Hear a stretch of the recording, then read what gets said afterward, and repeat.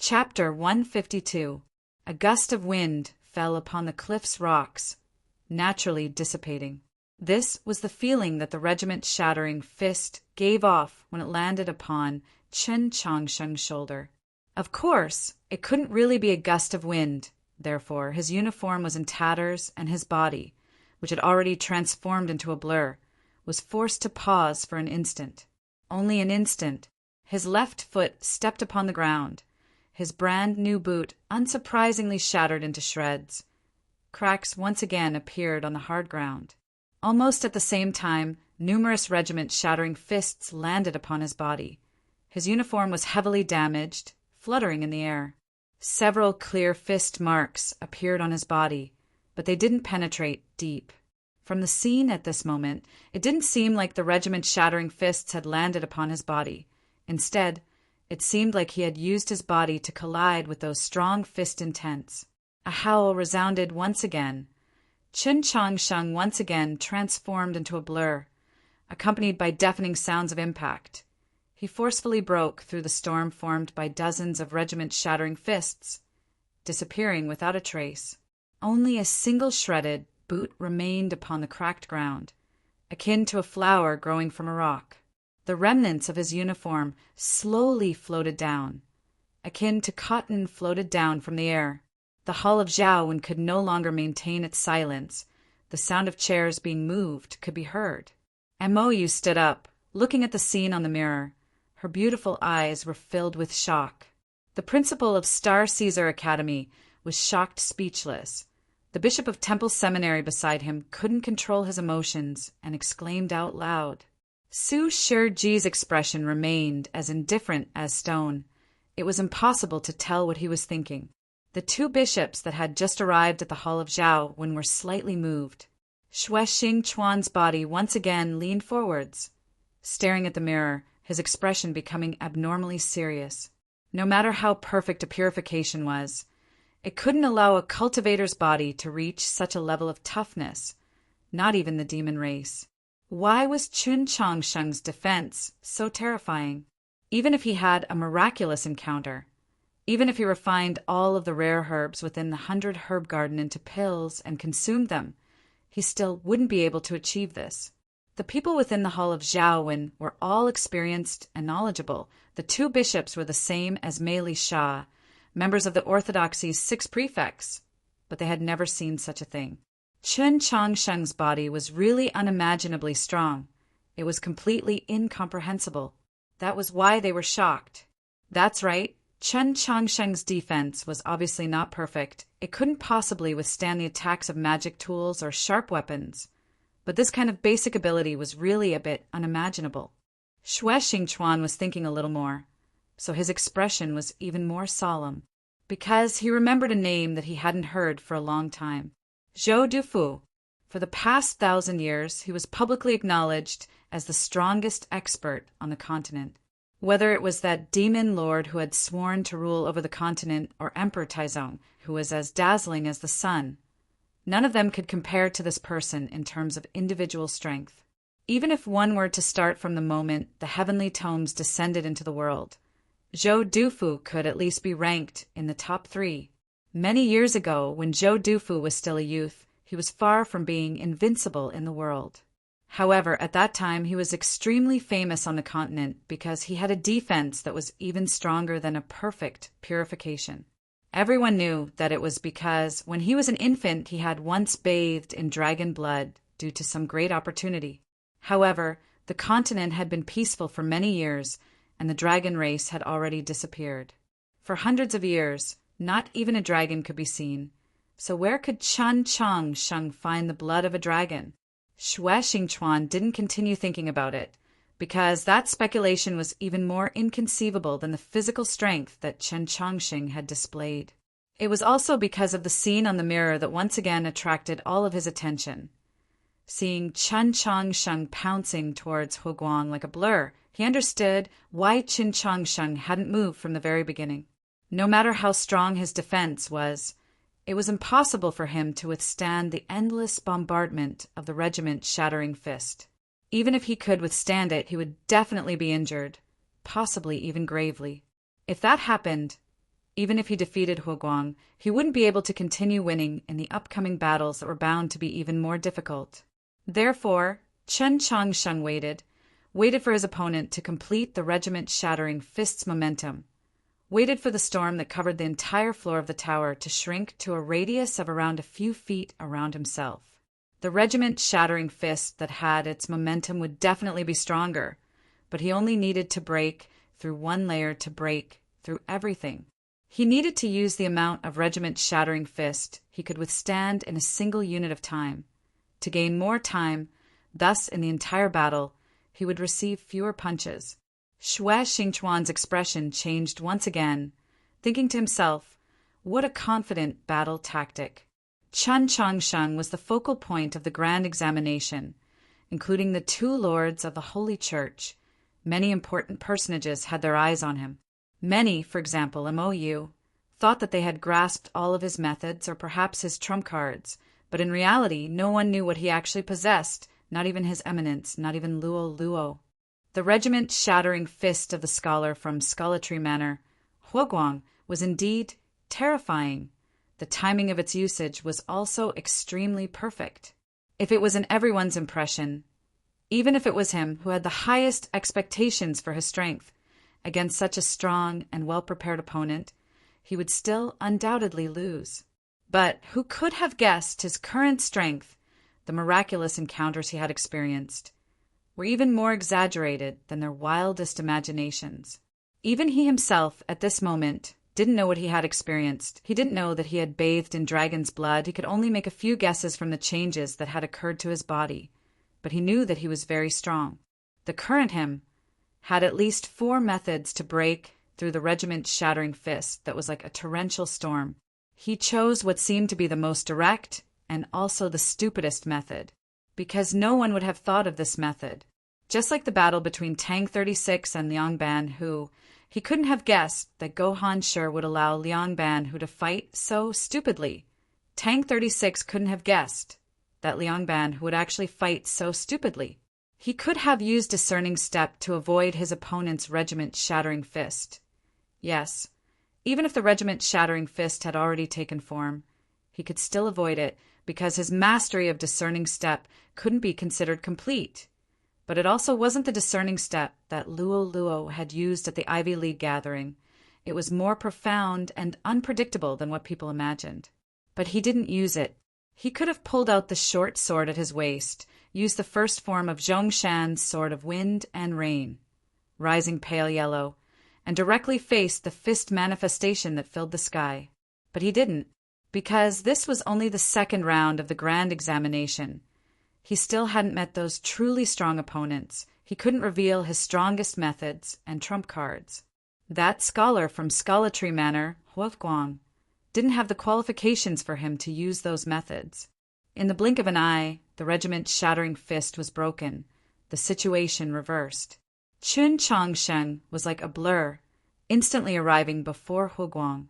Huoguang was very shocked, but his level was far above that of the disciple from Huangshan Valley, adding on to the fact that disciples of Scholartree Manor place great emphasis on calmness. When faced with this sudden change, he didn't panic in the slightest. Instead, he struck out with a fist. He didn't pull out his sword because Chen Changsheng had arrived too quickly. This fist was the follow-up to the regiment-shattering fist he had previously used. It was the most natural, therefore the fastest. His fist wasn't aimed at Chen Changsheng, but at the ground. The fist manifestation was extremely clear. Only a light hum could be heard. The yellow sand in front of his feet danced, the fist manifestation serene within. Borrowing the recoil from the fist manifestation, he quickly retreated. The ochre-colored scholar's robes actually left behind several afterimages. It could be imagined how fast and how resolute he was in retreating. As he retreated, his right hand reached behind his shoulder, preparing to draw his sword. He had always been carrying this sword on his back. That sword was very large. Its shape was a little strange. It was actually curved in the middle. This sword was called Righteous Intent, one of the 7 swords that governed disciples of Scholartree Manor. It was extremely sharp and contained a world within. Although it couldn't enter the divine armament rankings, it was still an extraordinary item. He firmly believed that as long as he wielded this sword, no matter how terrifying Chen Changsheng's defense was, he would still be no match for him. He felt slightly regretful previously if he had immediately pulled out the sword of righteous intent upon entering the tower and ignored that clergyman's suggestion. He wouldn't have ended up in such a sorry state. Before the sword of righteous intent, all ghosts would flee. He only needed one move and he would be able to defeat Qin Changsheng. As he thought of this, his right hand had already grasped onto the sword's hilt. He only needed an extremely short amount of time to be able to draw the sword from its sheath. The act of drawing the sword was very simple. He had practiced it countless times. The amount of time required was so short that it could be considered as non-existent. Huever, time was an eternal existence that couldn't be destroyed. No matter how short it was, it still required a period of time. Hua Guang's pupils suddenly contracted. Qin Changsheng didn't give him this period of time. When Hua Guang was outside the tower, he had received a message from Li Palace's clergyman, knowing that Chen Changsheng had displayed an astonishing speed in the first match. Regarding this, he had already mentally prepared himself and had made ample considerations when planning this match. Yet he didn't think that Qin Changsheng's so-called astonishing speed was actually this astonishing. Qin Changsheng was too fast to the point that just as Hua Guang's hand had landed on the sword's hilt, he had already arrived before him. The sword of righteous intent was unsheathed by half a foot. Qin Changsheng's fist was only half a foot away from his chest. Hua Guang knew that he wouldn't make it in time.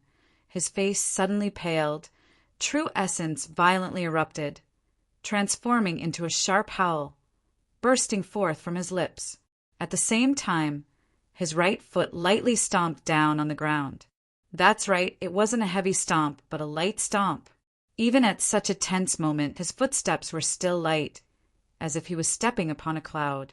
Previously, when his fist had struck the ground, the sand that had floated up from the ground before him looked like a cloud.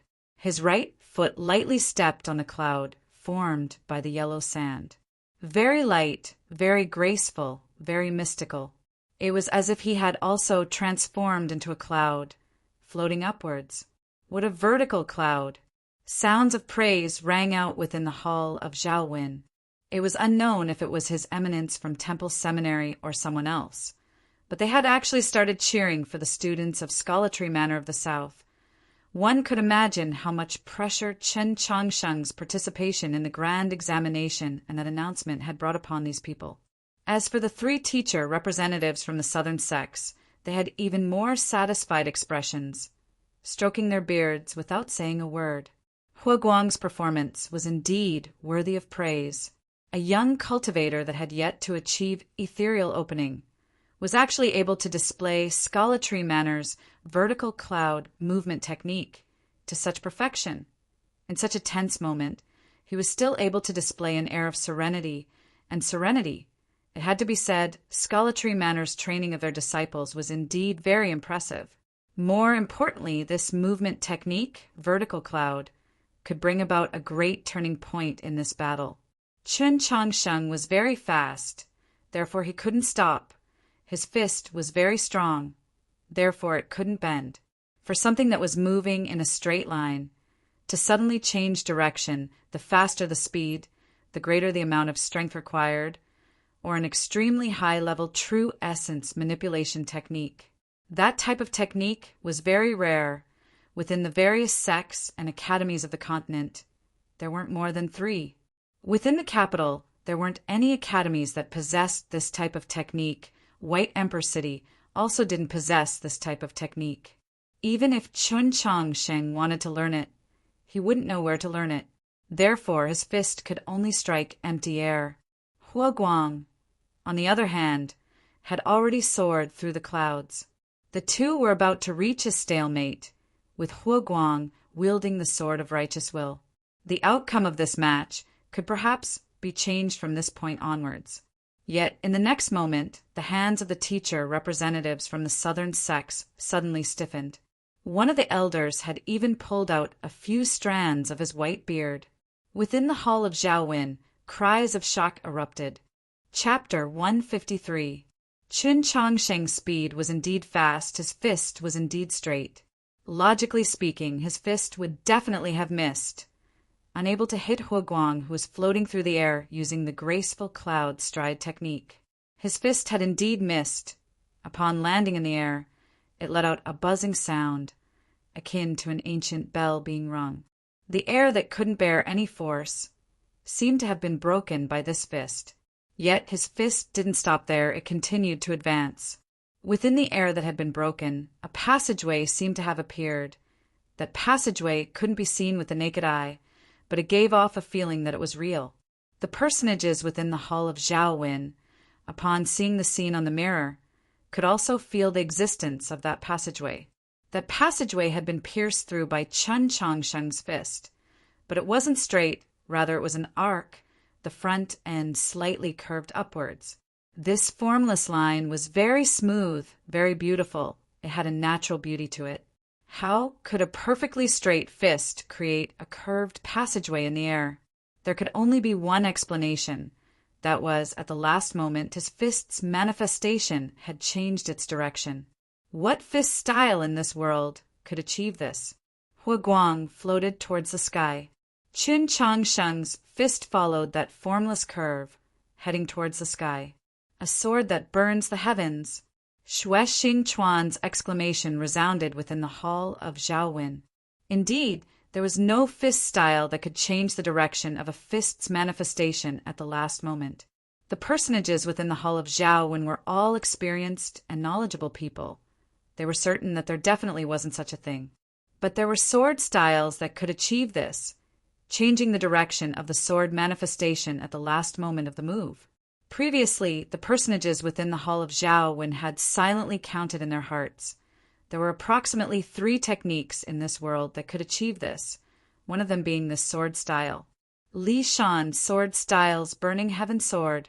Within the hall of Zhaowin, the sound of chairs rubbing against the ground could be heard. The personages stood up in shock, looking at the youth on the mirror who was currently clenching his fist and thrusting it towards the sky. They were indescribably shocked. How could a student of Orthodox Academy learn the secret sword style of Li Shan's sword style? It was rumored that the Burning Heaven Sword of the Mount Li sword style was a secret sword technique created by the legendary Mount Li Jr. martial uncle.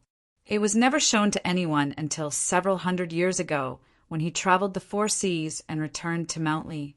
Only then, under the bitter pleas of the current sect master, did he record this sword technique into the Mount Li sword style.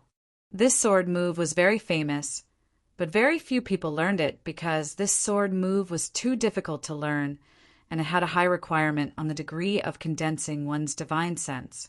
In this generation of Li Shan's sword sect disciples, it was said that only Qiu Shanjun and Go Hanshi had learned this move. Now, this sword technique appeared in Qin Changsheng's hands. Instead of using a sword, he used his fists. The sword that burned the sky naturally became a fist that exploded the sky. Between his fist and the dark blue sky was Huoguang. Thus, before his fist could shatter the dark blue sky, it would first land on Huoguang's body. There was a muffled boom. It was the sound of a fist coming into contact with a body. Qin Changsheng's fist landed on Huoguang's chest. Concise, precise, and powerful. There was a second muffled boom. That was the sound of a body colliding with the air. Huoguang's body suddenly left the ground, flying towards the sky. After a moment, it became a small black shadow. Outside of the tower, the examinees were gathered before the stone steps, awaiting the result of this match. At this moment, they heard 2 consecutive booms. Due to the tower's soundproofing array, they hadn't heard any sound before. It wasn't like Tang 36 and Liang Ban whose match, where they were able to see the projection of sword intent in the dark blue sky. They couldn't help but look down on Huoguang and Qin Changsheng, who were participating in this match, until these 2 thunderous booms suddenly resounded, as if exploding right next to their ears. The examinees were incomparably shocked, following the booms and whizzing sounds of the air being torn apart. Their gazes shifted upwards, seeing the figure that was flying towards the sky. The arena was deathly silent. Many of the examinees had their mouths agape, but no one said anything. They could only watch as the figure flew to an extremely high place, before descending once again. After a moment, a slight tremor could be felt from the ground. The examinees lowered their heads to look at their feet, then raised their heads to look at the tower. They were shocked to the point of being speechless, feeling as if their hearts were trembling along with it. That tremor, was that person's landing on the ground? Most of the examinees didn't clearly see who the figure that had been sent flying into the sky was, but for some reason, everyone subconsciously felt that it couldn't be Qin Changsheng. Within the tower of purging dust, Qin Changsheng's right foot was in front, left foot was behind like a bow. His right arm was slightly bent, his fist raised towards the sky like a torch. Hu Guang had been sent flying. He retracted his fist, then retracted his right foot, straightened his body, and gazed towards the sky. His gaze moved upwards, then downwards, following the figure back into the tower. A muffled sound resounded. Dust rose up, and the ground slightly trembled. The dust slowly settled. Hu Guang had fallen to the ground, continuously spitting out blood. It was unknown how many of his bones had been broken. From the moment he had left the ground, the examiners from the second floor had rushed down, making preparations to save him.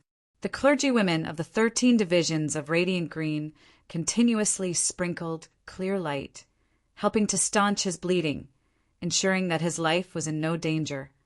Only then would he be transferred to Li Palace. Lying on the ground that was covered in yellow sand, looking at the dark blue sky, Hu Guang's expression was one of pain.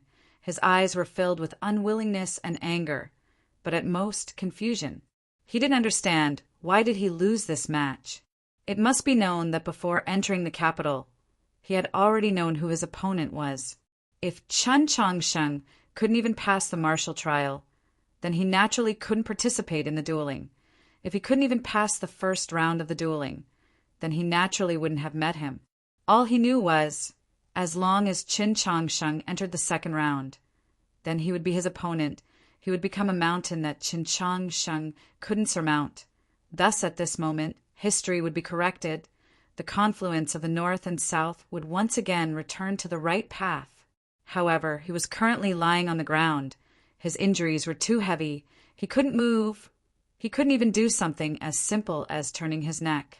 He wanted to say something to Qin Changsheng, but he couldn't look at Qin Changsheng, nor could he say anything. He could only look at the dark blue sky.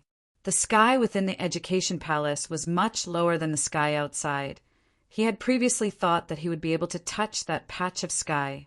Just like how he had thought before entering the tower, he could easily defeat Qin Changsheng. But in reality, the sky was untouchable. He also couldn't defeat Qin Changsheng. Why? Qin Changsheng could imagine how complex Hu Guang and the personages behind Hu Guang were feeling at this moment, how many thoughts they had, but he didn't think about it.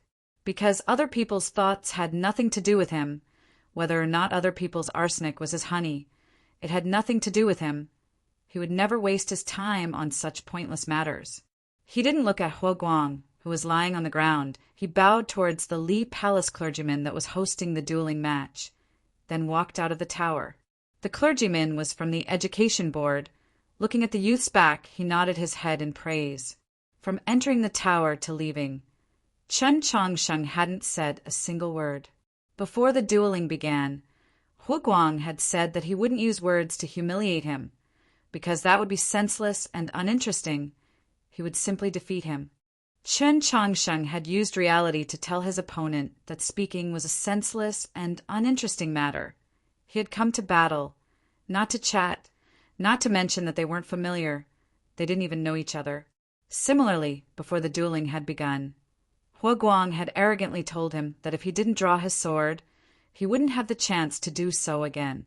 Qin Changsheng had used reality to prove that the person who truly needed to draw his sword was actually Hu Guang himself.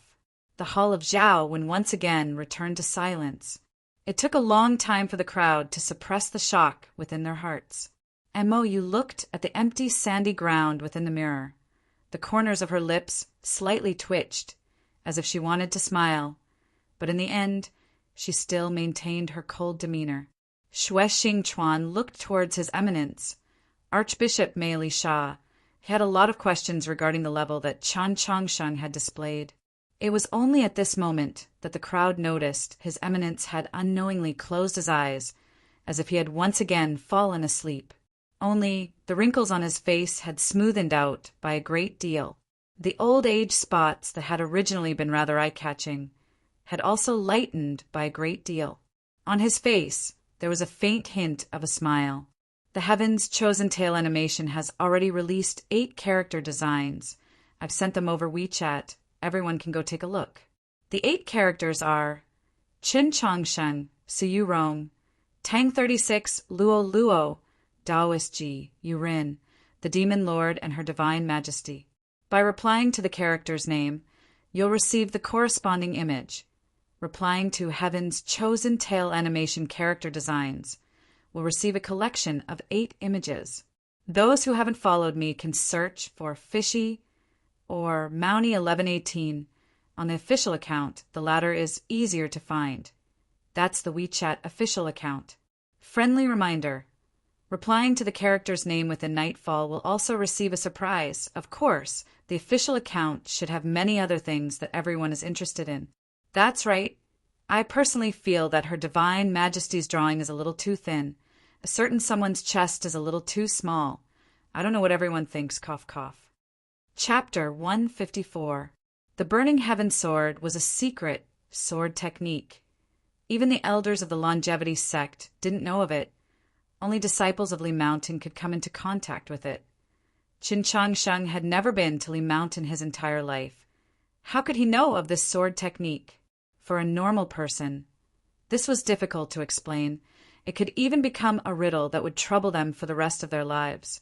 But at this moment, the personages within the Hall of Zhaowen knew much more ancient stories than normal people. It didn't take long for them to remember something that had happened hundreds of years ago, during the war against the demon race. That event wasn't eye-catching on the vast battlefield, but it had an extremely profound effect on the subsequent developments. After that event, Li Mountain Sword Sect's Sword Arts Manual was sent to White Emperor City. According to the agreement, Li Mountain Sword Arts can only be kept by the White Emperor's family. It's strictly forbidden to be passed on to outsiders. How can Chen Changsheng learn it? Because Qin Changsheng is Her Highness teacher. That's possible. Then wouldn't this mean that all future students of Orthodox Academy can learn Li Mountain Sword Arts? If Her Highness thinks it's possible, then it's possible. If Li Mountain Sword Sect doesn't agree, then we can reason with His Majesty, the White Emperor. Not mentioning sword arts, how did Qin Changsheng achieve purification? How did his body become this strong? Without using tools or weapons, it's hard to break through his defense. What miraculous encounter did he have? Within the Hall of Zhaowen, many gazes fell upon His Eminence. Full of curiosity, they thought to themselves, could it be that the Education Board used some sort of secret technique? His Eminence didn't say anything. Currently, there were only 3 people in this world that could possibly know the truth behind Chen Changsheng's miraculous encounter. He was one of them. Mou was also pondering this matter, just like what she had thought before. She knew that Luo Luo had always lived within the 100 Herb Garden. Qin Changsheng must be extremely familiar with the rare herbs within the garden. She knew that Chen Changsheng's teacher, Taoist Ji, was the continent's leading doctor, an expert in refining medicine. But this wasn't enough for Chen Changsheng's body to become this strong. Xue Xingchuan once again thought of Zhou Dufu, but in the next moment he shook his head, rejecting this conjecture, because this conjecture was far too absurd and unrealistic. The Grand Examination was one of the most important events in the continent. But to the VIPs, the main purpose of the Grand Examination was to select talents. Its true significance lay in the future. So they were very calm. They didn't need to observe from afar. They could calmly sit within the Hall of Zhaowen. The 2 archbishops of the Holy Church had arrived even later. However, this year's Grand Examination had brought them too many surprises and shocks. Go Hanqi and Tian Hai Xingxue still had not made their moves. Princess Luoluo had not had the opportunity to display her strength in the first round, and Jishio was still hiding in his own grassland. It was already impossible for them to sit firmly in their chairs. Amoyu stood up and said, "I want to go in and take a look." Xue Xingchuan, Su Shiji, and many other important figures within the hall all stood up and left the hall of Zhaowin, heading towards the hall of Clear Virtue, preparing to enter the green leaf world to closely observe the upcoming grand examination. The hall was empty, leaving only Mei Li Shao alone. This Archbishop of the Education Board, the leader of the Orthodoxy's tradition faction, slowly raised his head, looking at the sand-littered floor within the mirror, as if he was still looking at the youth from before, silent and expressionless, unknown whether he was happy or sad, unknown what he was thinking, giving off a feeling of great vicissitudes. A few months ago, on the last night of the Ivy League gathering, Chen Changsheng had been imprisoned in the derelict garden by Amoyu. He had then entered the Black Dragon Swamp on his own accord. He knew of this. He even knew that the Empress had been watching that night. He just didn't know what had happened after Chen Changsheng had encountered the Black Dragon that night. From the looks of it now, the real event should have happened not too long ago. Bathing in dragon's blood and being reborn? His Eminence's face revealed an indecipherable smile. That black dragon was actually willing to pay such a large price for you? What does she want from you? He had never held any hope for Qin Changsheng to place first upon the first banner. That announcement that had shocked the entire continent was only an attempt by him to increase the pressure on Qin Changsheng. Only pressure could allow Qin Changsheng to quickly mature. Now, from Chen Changsheng's performance, he had actually seen hope, though it was only an extremely faint sliver, and the possibility was still extremely small. There was still hope. How could he not feel gratified? The tower of purging dust opened, and Chen Changsheng walked out. In the first round, when he had walked out, his right boot had been completely shattered. This time, both of his boots had been shattered. He stood barefooted on the stone steps, his academy uniform in tatters, making him look like a little beggar. But no one had truly treated him as a little beggar. This time, everyone was truly shocked, especially after the Li Palace clergy announced that Huo Guang had been heavily injured, similar to Su Moyu, being sent out of the education palace for treatment. The shock reached a certain peak. Previously, only Zhixiu had been able to heavily injure his opponent under the watchful eyes of the Li Palace clergy. No one could have imagined that Chen Changsheng had also managed to do so. The question was, how did he do it? Guan Fei Bai was very puzzled, asking, "This fellow was only a normal person during the Ivy League gathering. How many days has it been? How did he become so strong?" Go Hanshur said, "I've said it before, he's not a normal person." Everyone's shocked gazes followed him to the woodlands. Xian Yuan gave a simple smile as he welcomed him. Qin Changsheng looked at him and forced a smile, saying, "I'll have to trouble you to support me." Luo, who was at the side, had a slight change in expression upon hearing this. Only now did she realize that although he appeared to be fine on the surface, he had actually received quite a heavy injury, to the point where even walking was a bit strenuous. She hurriedly went forward to support him. Arriving under the white poplar tree, he sat down. Next to Tang 36, his brows slightly creased, appearing to be in some pain. Within the tower, when he had broken through the storm of fists, he had instantly received 7 blows of the regiment shattering fist. No matter how strong his body was, it was still rather difficult for him to endure, especially the right side of his chest that had received an extremely heavy blow. His ribs hadn't been broken, but there should have already been some cracks. If he had used discerning steps or directly unsheathed his sword, perhaps it would have been easier for him to obtain victory and wouldn't have been so strenuous. It was the same as what he had thought the moment he had made his decision. His goal wasn't to pass the second round. His goal was to place first upon the first banner. Therefore, he had to make it to the final battle. He had to conserve his strength. Scala Tree Manor indeed had a way of training their young disciples. Huo Guang had the ability to at least rank within the top 50 of the Proclamation of Azure Clouds, but he was too arrogant and inexperienced, perhaps he would underestimate his opponent. For the sake of the final goal, taking some risks was worth it. It's over. Now I really can't raise my head in front of you. Tang 36 had received quite a heavy injury during his battle with Liang Ban, who he had been resting against the white poplar tree. Looking at Chen Changsheng, who was beside him, thinking that this guy had actually entered the third round and had gone further than him, he couldn't help but feel a bit annoyed. He stuffed a crystal in his hand into Chen Changsheng's hand and said, "You're just lucky." That was true. How could Hu Guang be compared to Liang Ban Hu? Chen Changsheng smiled. Ignoring him, he looked at Luo Luo, whose face was filled with worry, and said, "I'm fine, don't worry." Luo Luo looked at his muddy feet. She hurriedly turned around and took out a new pair of boots. Placing them to the side, she then took out a handkerchief from her sleeve.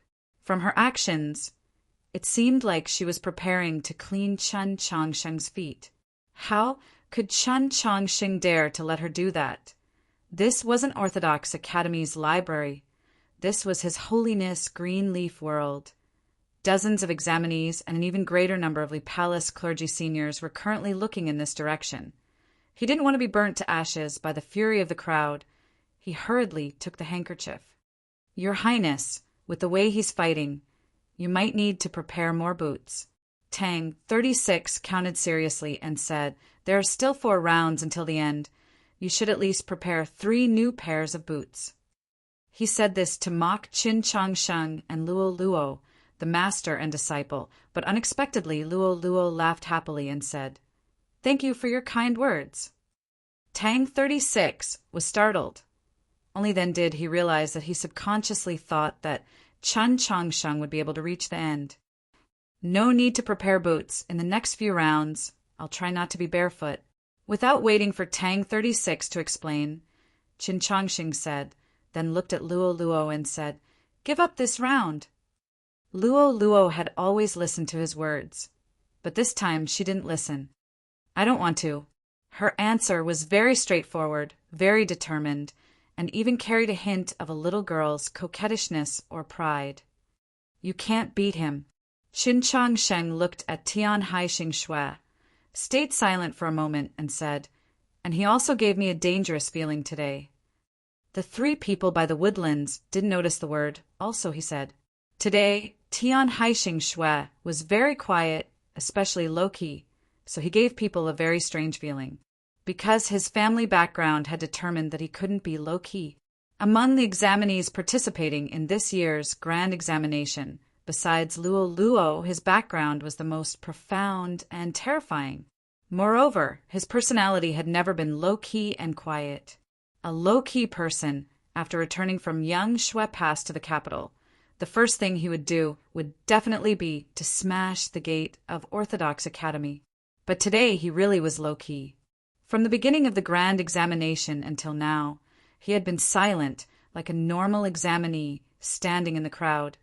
Even his expression didn't change. A lot of people noticed his silence. Qin Changsheng was the same. He felt that this was very dangerous.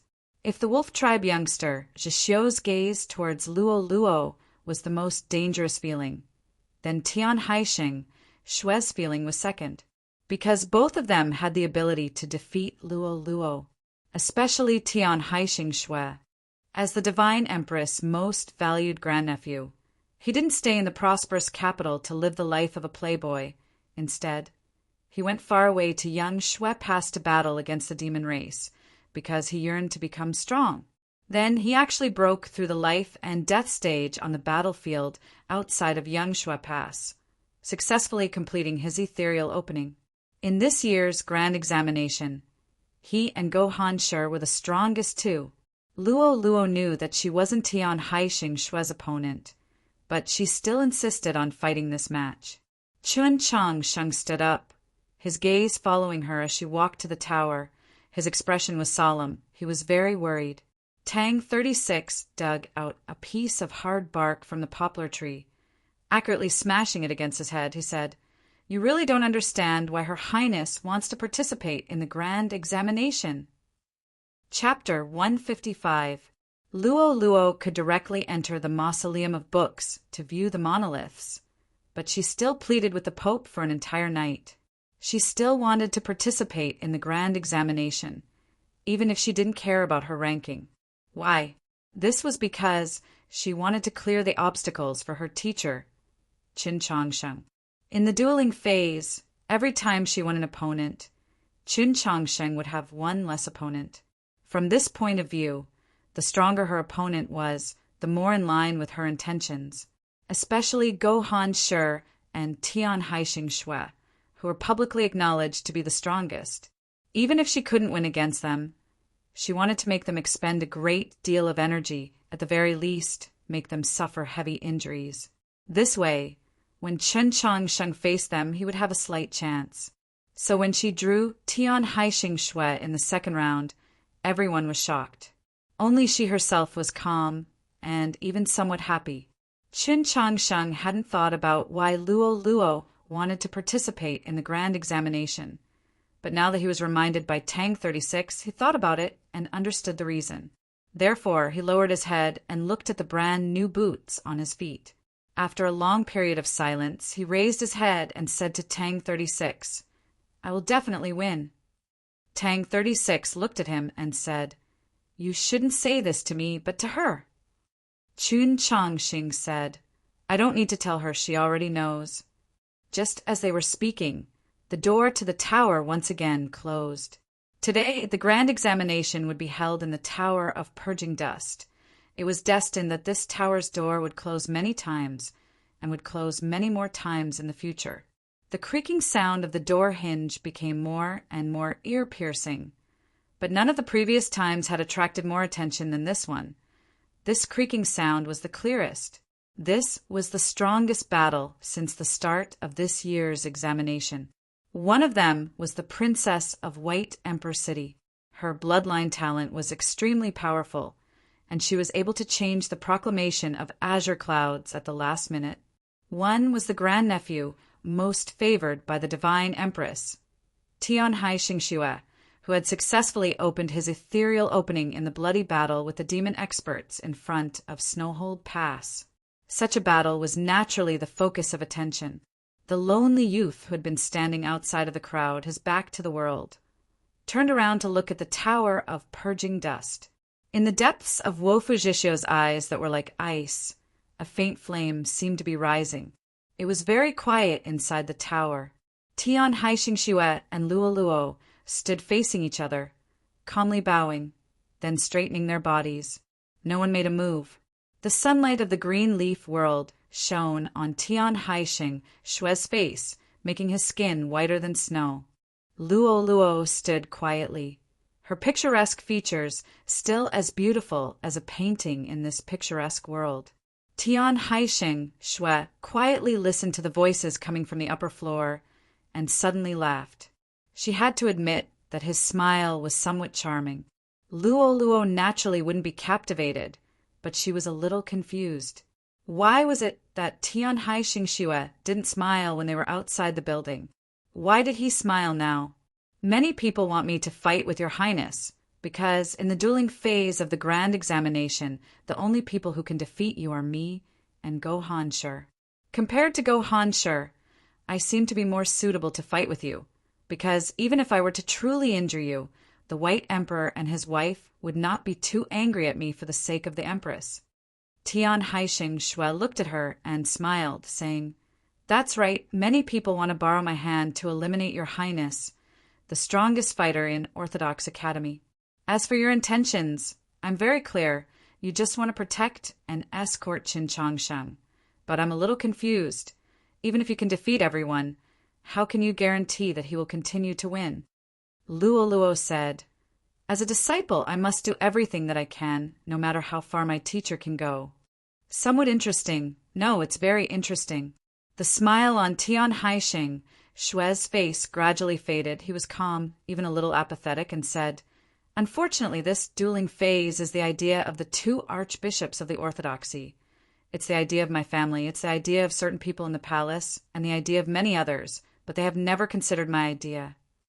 In a quiet room within the tower, there were 10 or so chairs arranged in a row. The two esteemed archbishops of the Orthodoxy's Holy Church sat at the east and west ends. Mou and Prince Chinlu sat in the center.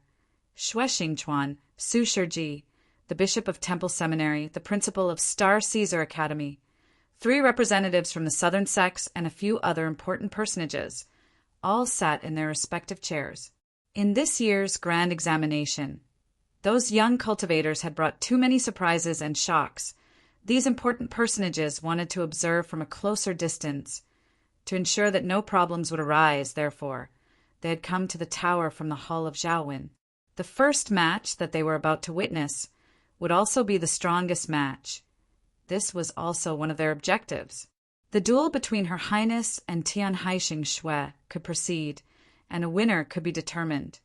But it definitely couldn't be like Zhixiu's match against Su Mou or Qin Changshen's match against Hu Guang, where the examiners in charge of controlling the scene were caught unprepared and unable to react in time, resulting in the examinees sustaining heavy injuries. This was the promise that they had made to His Holiness and the Tianhai clan.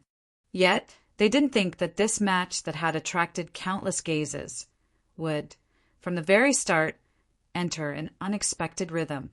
It was as unexpected as Tian Haixing Xue's silence and low profile in today's grand examination.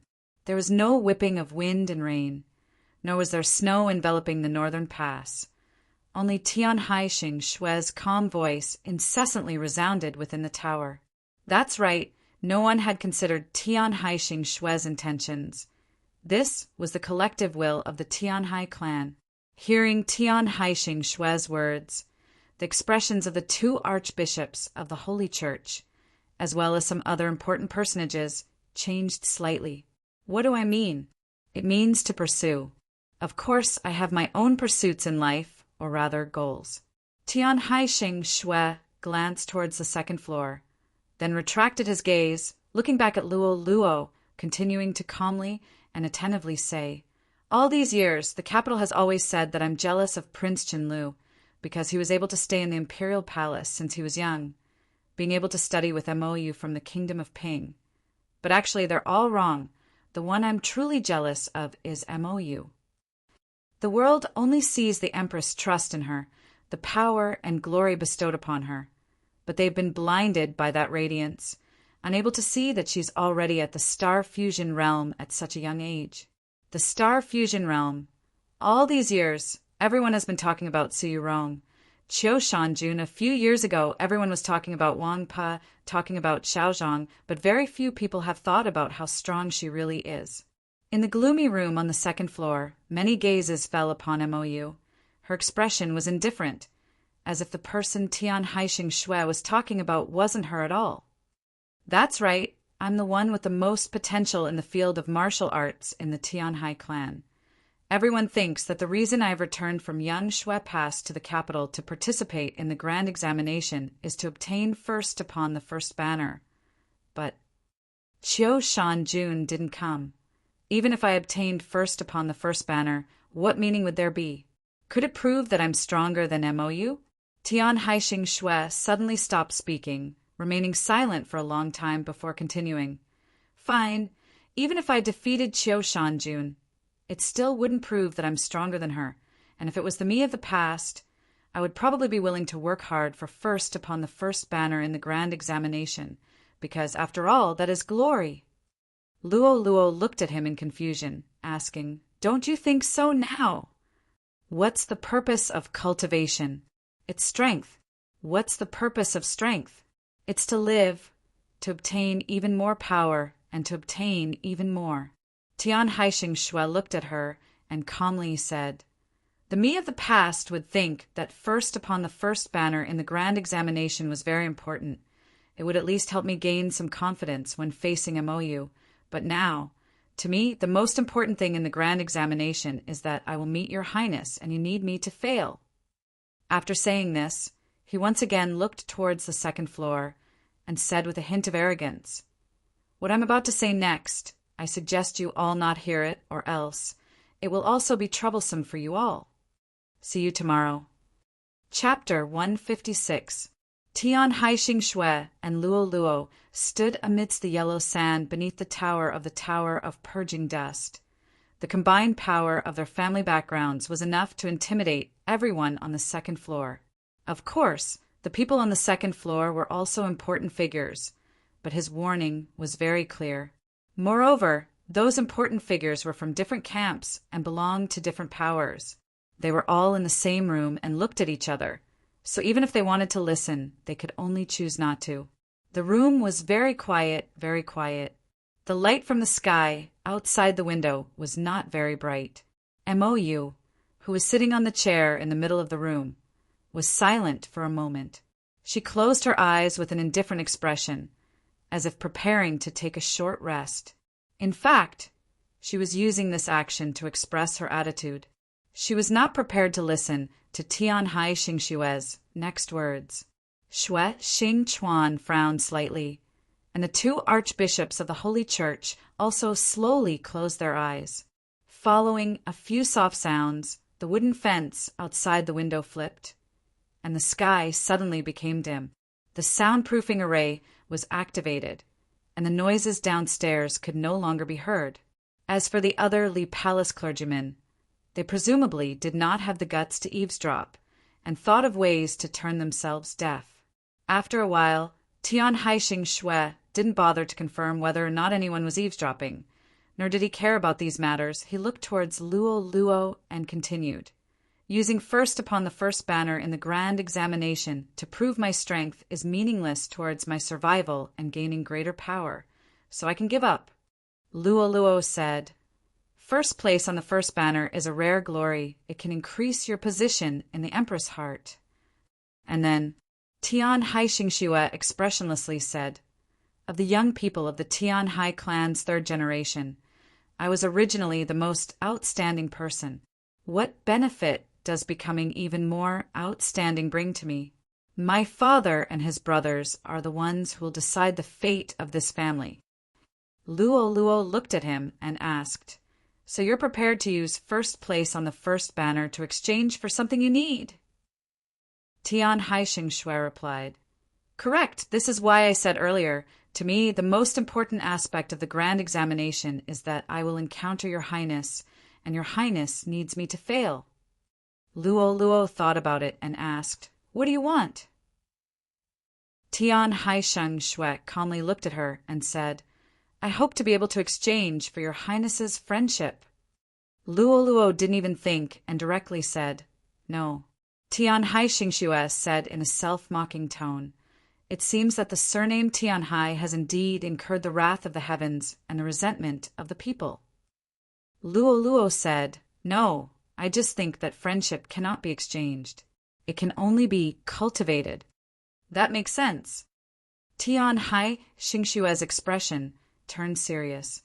Then can I have the opportunity to cultivate a friendship with your highness? Luo Luo said, I can't make the decision on this matter. I have to listen to teacher. Tian Haixing Shui thought for a moment. Qin Changsheng probably wouldn't have any good impression of him. So he asked again, Or your highness, do you have any cousins? Luo Luo was extremely intelligent, so how could she not understand what he meant? Puzzled, she said, My cousins are both in the Great Western region, but if I remember correctly, you're going to be marrying Penguin next year, right? Tian Haixing said, You should know very well that Ping likes Qiushan. What's the point of me marrying her? Besides, marrying her will only make me die faster. Luo Luo understood what he meant. After thinking for a while, she said, I can't decide on this matter. I have to listen to my parents. Then, what can I exchange from your highness? Tian Haixing Shui asked with a slight frown.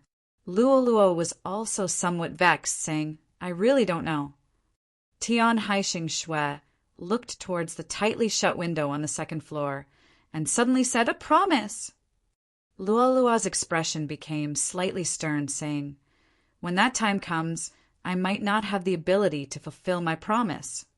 Tian Haixing Shui calmly said, I believe in your highness' moral character. When the time comes, as long as you truly attempt to fulfill your promise, I will acknowledge it. Luoluo said, "You're at too much of a disadvantage." Tian Haisheng Shui said, "Using something that you don't have to exchange for something that is worth pursuing, even if it only exists in the future, it's still worth it." Luoluo suddenly felt some sympathy for him, asking, "Why do you have to do this?" Tian Haisheng Shui smiled, appearing a little lonely, saying, "Perhaps this is the price of maturity." After saying this, he turned around and walked out of the tower.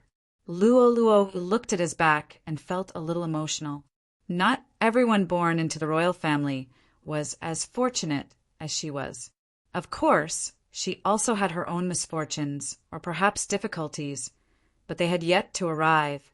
Tian Haisheng Shui was undoubtedly an intelligent person. He used a duel in the grand examination to exchange for some sort of guarantee for the future. It was just as he and Luoluo had said in the end. Why did it have to be like this? It had to be like this. The wooden fence was flipped open. Sunlight once again shone in. Sounds once again entered the quiet room. It was the sound of Tian Haisheng Shui's departing footsteps. Complete silence. No one knew what Tian Haisheng Shui and Princess Luoluo talked about. In reality, even if they heard the conversation, they wouldn't be able to ascertain what sort of agreement Tian Haisheng Shui and Luoluo had reached. Everyone present was an important person. All of them had sufficient intelligence. It was just that aside from Prince Qinlu, the others didn't have the same background as Luoluo and Tian Haisheng Shui, so it was very difficult for them to understand their greatest fear. They only saw Tian Haisheng Shui directly leave, giving up on this duel. Mou glanced at the two sacred church bishops with serious expressions, thinking to herself, "Tian Haisheng Shui's surname is Tian Hai. How could he be used by you? Even his father wouldn't be able to." Tian Haisheng Shui directly left the education palace, not continuing to participate in the grand examination. In any case, his results in the academic exam were at least top 5. No one would dare to push him out of the top 3. The Li Palace clergyman stood on the stone steps, reading, "Orthodox Academy, Princess Luoluo undefeatable." Undefeatable? This matchup between experts that attracted the attention of many actually didn't proceed? Tian Haisheng Shui actually directly withdrew from the competition? The examinees outside the tower were all shocked. They didn't know what had happened within the tower. Luoluo returned to the woodlands. Chun Changsheng looked at her, asking in confusion, "What happened?" The expression on Luoluo's small face was a little perplexed. Not the perplexed kind of the unknown, but rather a perplexed kind of feeling. She looked at Chun Changsheng and said, "Sir, I promised him that I wouldn't tell anyone, including you. Father and mother, I'm sorry." Chun Changsheng was startled, saying, "It's fine, then don't say anything." The second round of the dueling phase of the grand examination had officially concluded. What followed was the third round, which would determine the top 16. The third round was also decided by drawing lots. However, this round was different from the second round. The drawing of lots for this round wasn't as stressful. Examinees that entered the third round could basically be confirmed as the top 3 in the grand examination. Only their final ranking mattered. Examinees that were satisfied with being able to enter the top 3 naturally didn't care who they would draw next. The rest of the examinees had lofty ambitions. Wanting to enter the first banner would eventually have to face a strong opponent. Therefore, it didn't really matter who they drew next. Examinees that had lost the second round, apart from Su Mou and Huoguang, who were heavily injured and unable to continue battling, as well as Tian Haisheng Shui, who had mysteriously conceded, all of them remained on the field, preparing for the additional matches that would follow. Outside the tower, there were still 61 examinees. The examinees' gazes, for the most part, fell upon the woodlands, upon the group from Orthodox Academy. Whether or not those important figures within the orthodoxy would still tamper with the drawing of lots, arranging difficult opponents for Her Highness and Chun Changsheng, was the only thing that everyone present was curious about. After Tian Haisheng Shui's departure, the only person that had a chance of defeating Her Highness was Gohan Shi. There was another matter that made the examinees nervous. That was, who would draw that wolf tribe youth Shishio. Though it really didn't matter who they drew in the third round, there was definitely no one that wanted to face Shishio. Losing in a humiliating manner was one thing, but the crux of the matter was that this youth was far too cold-blooded and ruthless. Suffering heavy injuries would be bad. The Li Palace clergyman quickly pulled out the slip of paper with the pseudonym of Zhang Ting Tao. Zhishio's opponent was Guan Fei Bai. Zhishio's face remained expressionless, appearing especially cold and detached. But from his calm gaze, it could be seen that he was very satisfied with this opponent. Guan Fei Bai didn't say anything. Remaining very silent, his current mood couldn't be seen. The battle between third and fifth on the proclamation of azure clouds. A bloodthirsty wolf, tribe youth from the snowy plains against Li Shan sword sect's divine state's 4 laws, no matter which title it was. It was enough to make this match exciting, to the point that those examinees that originally didn't care about the drawing of lots let out cries of surprise. The cries of surprise didn't stop. In the next moment, they suddenly grew louder. This was because Liang Ban, who had met Qi Jian. What sort of tempo was this? Go Hansher's expression became rather grave. In the next moment, he drew a young expert from Star Caesar Academy. The examinees discussed amongst themselves. In the second round of the grand examination, they had suppressed Orthodox Academy, and in the third round, they were going to move against Li Shan's sword sect. In this round, Chen Chongxing and Luo Luo's opponents were both relatively weak. But amongst those who had set their sights on first upon the first banner, their luck wasn't the best. Heavenly Academy's Zhuang, Huan Yu had faced opponents in 3 consecutive rounds. All of them were relatively weak. Zhong Hui from Scholatry Manor was a similar case. Go Han sure entered the Tower of Purging Dust. This was the first time he had stepped onto the stage since the start of the grand examination. After Tian Haisheng Xue's departure, amongst the examinees, his strength was the highest. This match was naturally very attention-grabbing. Yet this match proceeded very calmly, very normally. It could even be said to be a little too calm. Not long after, the door to the Tower of Purging Dust opened. Go Han Shi and the young examinee from Star Caesar Academy walked out from within the tower. Whether it was his body or that Star Caesar Academy youth, there wasn't a single trace of blood to be seen. It seemed as if they hadn't been injured, not even a speck of dust. It was as if a battle had never occurred between the two. The victor was naturally Go Han Shi. I'm not his match. The difference is too great. Luo Luo looked at Go Han Shi, who was walking towards the stream bank. She felt a little admiration, but also a little uneasy. She said, "Even if I were to achieve ethereal opening at this moment, my chances aren't great." "What nonsense are you thinking about?" Chen Chongxing said, "He's my opponent, not yours." Go Han Shi's first appearance was unexpectedly calm. Qi Jian and Liang Ban, the internal strife between Li Shan's sword sect disciples, was even more unexpected. This match was unexpectedly intense. The Tower of Purging Dust soundproofing array had no way of concealing the mournful and terrifying cries of swords. In the dark blue skies, countless crisscrossing sword manifestations appeared. Even standing outside the tower, one could feel the power and danger of those 2 swords. What was most unexpected was that the final victor was not Liang Ban, but Qi Jian. Chapter 157. The Tower of Purging Dust opened, and Liang Ban, and Qi Jian walked out. The clergy of Li Palace announced that Qi Jian was the victor, causing an uproar amongst the crowd, but they themselves didn't have much of a reaction, whispering to each other, as if they didn't care that their clothes were riddled with wounds. Bloodstains were everywhere, and the remnants of holy light healing still lingered between their sleeves. They walked down the stone steps and towards the stream, continuing to whisper along the way. Some examinees who were closer could hear that these 2 brothers were actually discussing the previous duel. "You didn't use this move correctly, Senior. You used that move too slowly. These past few years, the Divine State's 7 laws were the idols or goals of many of the younger generation of Xiuzhi cultivators. The battles between these 7 disciples of Li Shan's sword sect were spread throughout the world, becoming a topic of discussion for many. Just like the time when Qi Jian lost to Zhuang Huanyu by 1 move.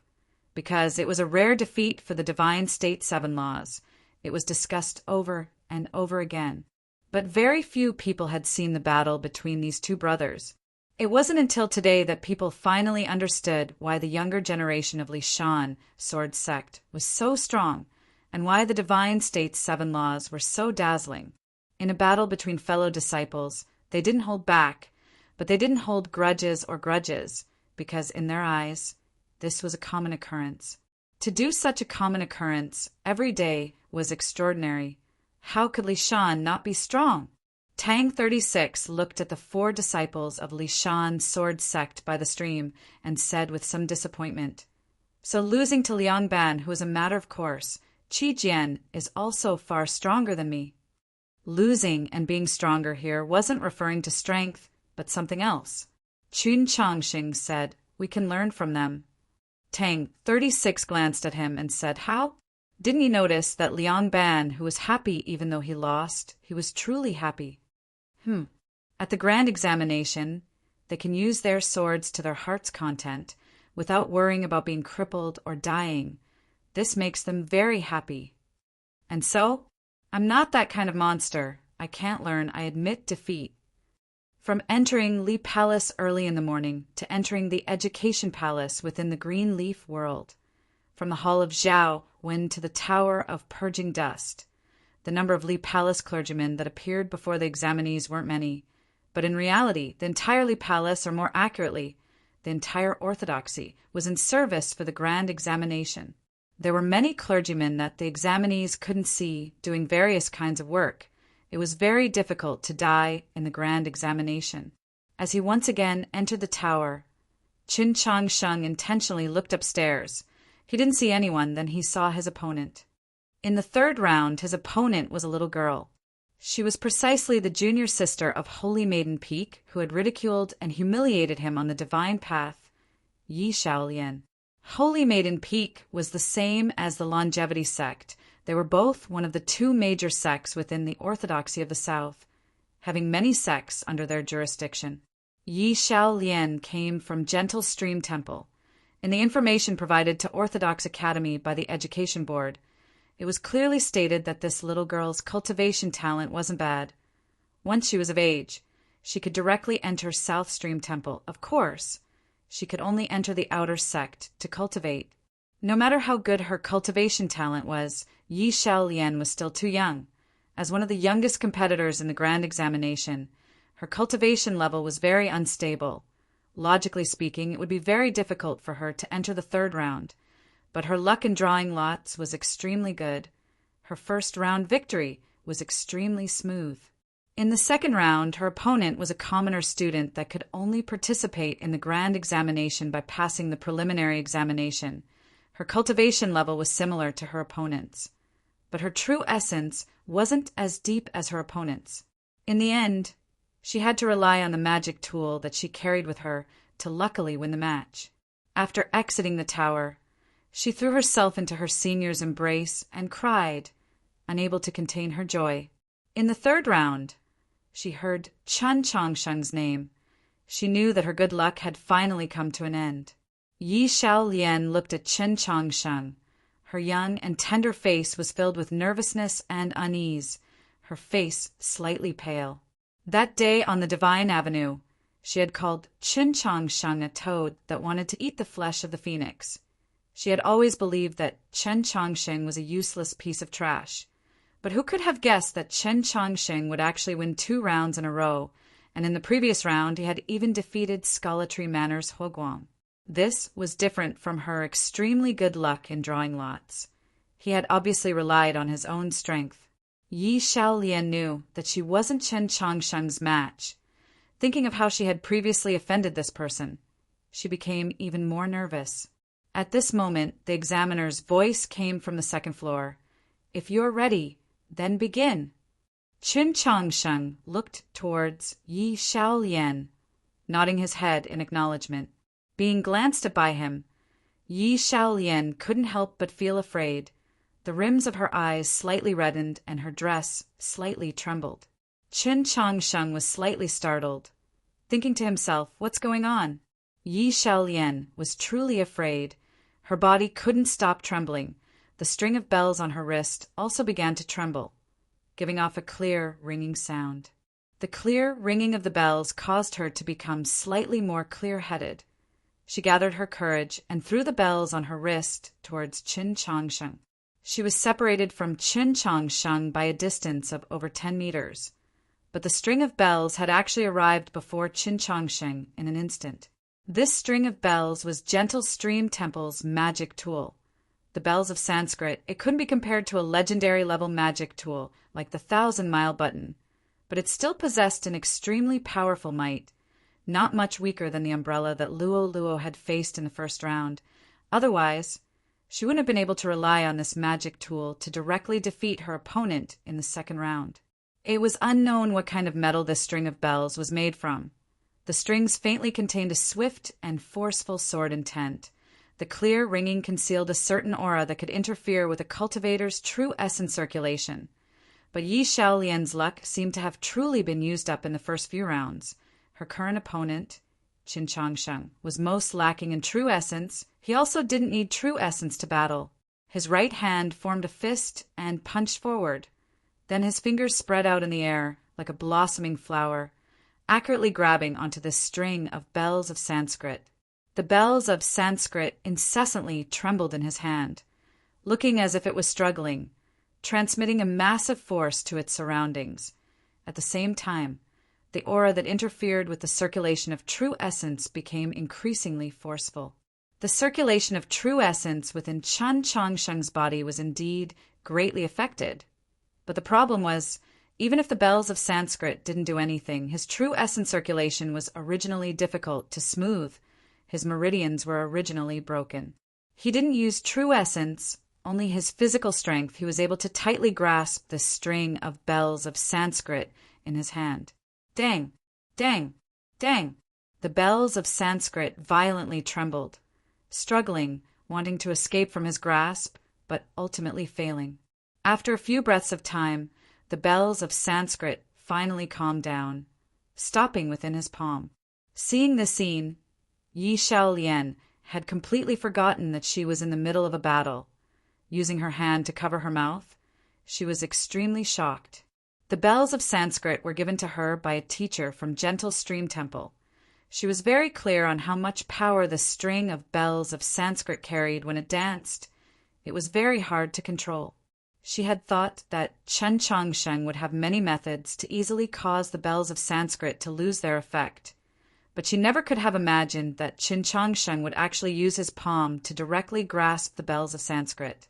The clear ringing of the bells disappeared. The tower was silent.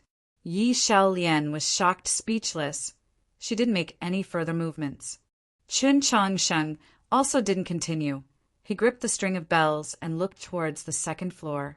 The room on the second floor was still quiet, unknown if it was due to the shock of Qin Changsheng's inhuman strength or some other reason. No one spoke. Mo Yu's expression was indifferent as she said, "Do you really think he would humiliate a little girl? He's not Tang Tang." These words revealed some hidden intentions and also made a conclusion. A Li Palace clergyman appeared by the second floor's railing, looked towards Yi Xiaolian and asked, "Admit defeat?" Yi Xiaolian nodded. The rims of her eyes were slightly red. Qin Changsheng placed the bells of Sanskrit on the sand by his feet, turned around and walked out of the tower. He didn't say any malicious words to this little girl who had once humiliated him, nor did he pay attention to her. Yi Xiaolian blankly stared at his footsteps, suddenly feeling a little helpless. She had previously prepared herself to be defeated by Qin Changsheng and then humiliated, but she didn't expect that he wouldn't do so. Exiting the tower, Qin Changsheng returned to the woodlands. Yi Xiaolian returned to her senior's side, lifted her sleeve and wiped her tears. "Have tender feelings for the fairer sex." Tang 36 looked at Qin Changsheng and sneered. "Then what kind of person would I be?" Qin Changsheng asked. Then if it was you, what would you do? Tang 36 thought about it and found that he couldn't do anything. He didn't like that little girl named Yi Xiaolian. He could be harsh with his words, because arguments relied on words, cultivation methods, lung capacity, and shamelessness. But he couldn't really say that he would beat her up, right? Wouldn't that be bullying the weak? Next up was Luo Luo. Of the 4 scholars from Scholatry Manor that participated in the grand examination, only 2 remained. Her opponent for this match was the other person apart from Zhonghui. She and that scholar from Scholatry Manor entered the tower. Footsteps could be heard from the 2nd floor. A few important personages came to the window to observe the match. They were really curious as to what level Her Highness had reached, to be able to cause the Council of Divine Ordinance to specifically change the proclamation of azure clouds. In the first round, Luo Luo's opponent was too weak, causing Tian Haixing Shui to directly forfeit in the 2nd round. Then she would have to fight in this round, right? Luo Luo untied the falling rain whip from her side, looked at the scholar from Scholatry Manor, and said, "You first." In Orthodox Academy, she was respectful and well-behaved towards Qin Changsheng, occasionally acting coquettishly, but in front of others her bearing was completely different. Previously, at the Ivy League gathering, whether it was Heavenly Academy's professor or Li Mountain's elder Xiao Songgong, they weren't even worthy of her attention, let alone this scholar from Scholatry Manor. She didn't purposefully look down on him, nor did she have an overbearing air.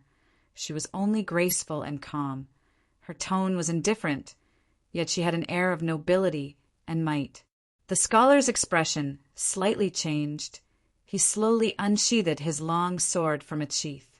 His movements were slow, but the sound of the long sword leaving its sheath was extremely crisp. A clang! A bright flash of the sword in an instant traversed a distance of over 10 meters, arriving before Luo Luo's eyes. Luo Luo's eyes didn't even blink. Her eyelashes didn't even tremble. Rising yellow, the falling rain, whip in her hand, wildly danced. Zhong Shan's sword of wind and rain was imbued with an incomparably majestic true essence, easily annihilating the flash of the sword. It then charged towards the scholar from Scholatry Manor. The Education Palace was a miniature world. The reaction of heaven and earth was even more sensitive. Following her display of Zhong Shan's sword of wind and rain, a strange phenomenon appeared in the dark blue skies. A dark cloud floated over from an unknown place, enveloping the entire tower. Then it began to rain. Just like before the match began, the black eaves of the tower were once again washed. She was using the falling rain whip. The raindrops were the tip of the whip. The raindrops fell upon the eaves, falling upon the yellow sand, making pitter-patter sounds. It was like the sound of a whip striking a person's body. The rain gradually increased in intensity, a torrential downpour. Within the tower, the curtain of rain was dense, making it impossible to see anything. Occasionally, a flash of a sword would flash, but it was instantly swallowed up by the torrential rain. After a moment, an extremely clear sound resounded within the tower. Pa! The torrential rain suddenly stopped. The scholar from Scholatry Manor powerlessly collapsed in a corner, his body covered in wounds. Blood and rainwater mixed together. His face was pale, his slightly blue lips slightly trembled, and his eyes were filled with despair. That was the despair of being crushed by an absolute power. A few days ago, I wrote Gentle Stream Temple as Tiger Stream Temple. I'll find some time to change it. 2. When the sacred sound bell clangs, everyone knows what song I want to sing. 3. Yi Xiaolian blankly stared at Qin Changsheng's footsteps. She was actually so helpless. She was a child, so of course this was that song. See you tomorrow. Chapter 158. The torrential rain abruptly stopped. The clear light once again shone upon the ground beneath the tower of purging dust. The yellow sand beneath had been washed away by the rain, creating a ravine that resembled the famous highland in the northwest, bordering the sea. The scholar from Scholatry Manor was lying in a corner, his long gown drenched by the rain and blood. Luo Luo retracted her whip. quietly standing in her original spot, as if she hadn't made a move. Her noble air was evident, her dominance unparalleled. Her Highness, she's only 14 this year, right? The principal of Star Caesar Academy stood by the window, looking at the scene below. He sighed. This is a bit too exaggerated. It was indeed exaggerated. It wasn't that Luo's methods in this match were exquisite. On the contrary, her attacks weren't exquisite at all. They were like a torrential storm, relying on her absolute strength to crush her opponent. Extremely simple. This was what it meant to be the Emperor's hegemony within the storm. If Luo were to encounter an opponent of the highest level, such as Gohan Shi, who had already completed his ethereal opening, she naturally wouldn't be able to suppress him in such a tyrannical manner.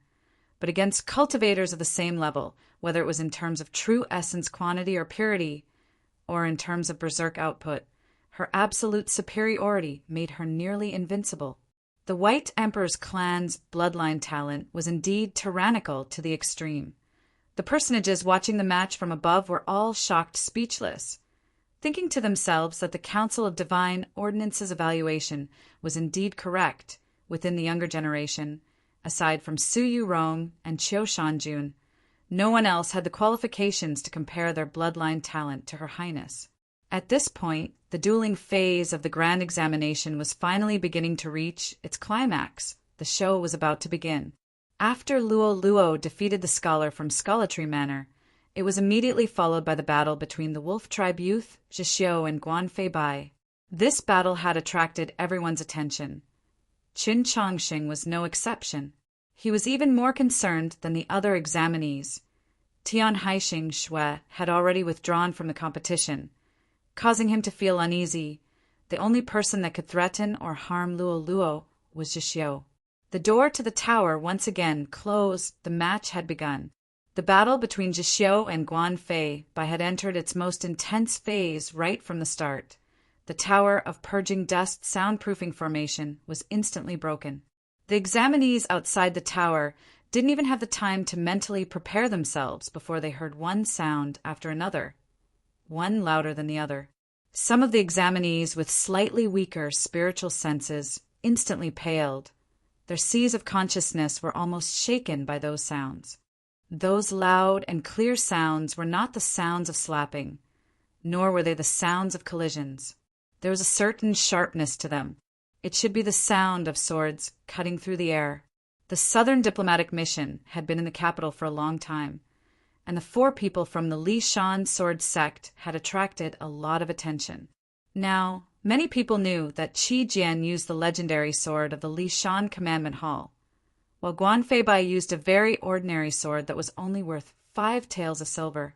Hearing the mournful sound of the sword, the people outside the building were shocked. To be able to use an ordinary longsword that was only worth 5 taels of silver to emit such a bright sword cry, Guanfei Bai's true essence must be extremely vigorous. What was even more shocking was the Wolf Tribe youth, Zhixiu. Without a weapon, just what method was he using to resist that terrifying sword? The sword cries became increasingly mournful. The world within the education pagoda reacted.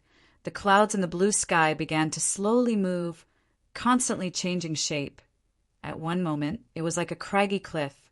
At another, it was like a turbid wave crashing against the shore, sword intent crisscrossed within, extremely somber. Yet, the shape of the clouds couldn't be maintained for long. It was as if the wind was howling within the wilderness, or as if a pack of wolves were howling. Outside the tower was deathly silent. Many examinees were shocked by the scene and sounds they heard. Their faces paled. They couldn't imagine, if they were in the tower at this moment, whether it was facing those sword moves that were crisscrossing through the clouds or those terrifying and mournful howls of the wind. What else could they do besides immediately conceding and surrendering? The expression on Qin Chongqing's face also became more and more serious. During the Ivy League gathering, Guanfei Bai had once tested sword moves against Luo. Although he hadn't used his true essence at the time, he could clearly see that this person was extremely talented and had painstakingly cultivated. His skill in the way of the sword was extremely outstanding. It was rumored that within the divine state seven laws, his skill in the way of the sword was second only to Chiu Shanjun. This was very reasonable. Yet it was clear that he still had no way of suppressing his current opponent. Just how strong was that wolf tribe youth called Zhixiu? After an unknown amount of time, the howls of the swords gradually faded. There was also no longer any howls of the wind. What followed was a creaking sound. The door to the tower opened. Zhixiu walked out from the tower, his face slightly pale, his expression still as apathetic as before, his cold eyes devoid of any emotion.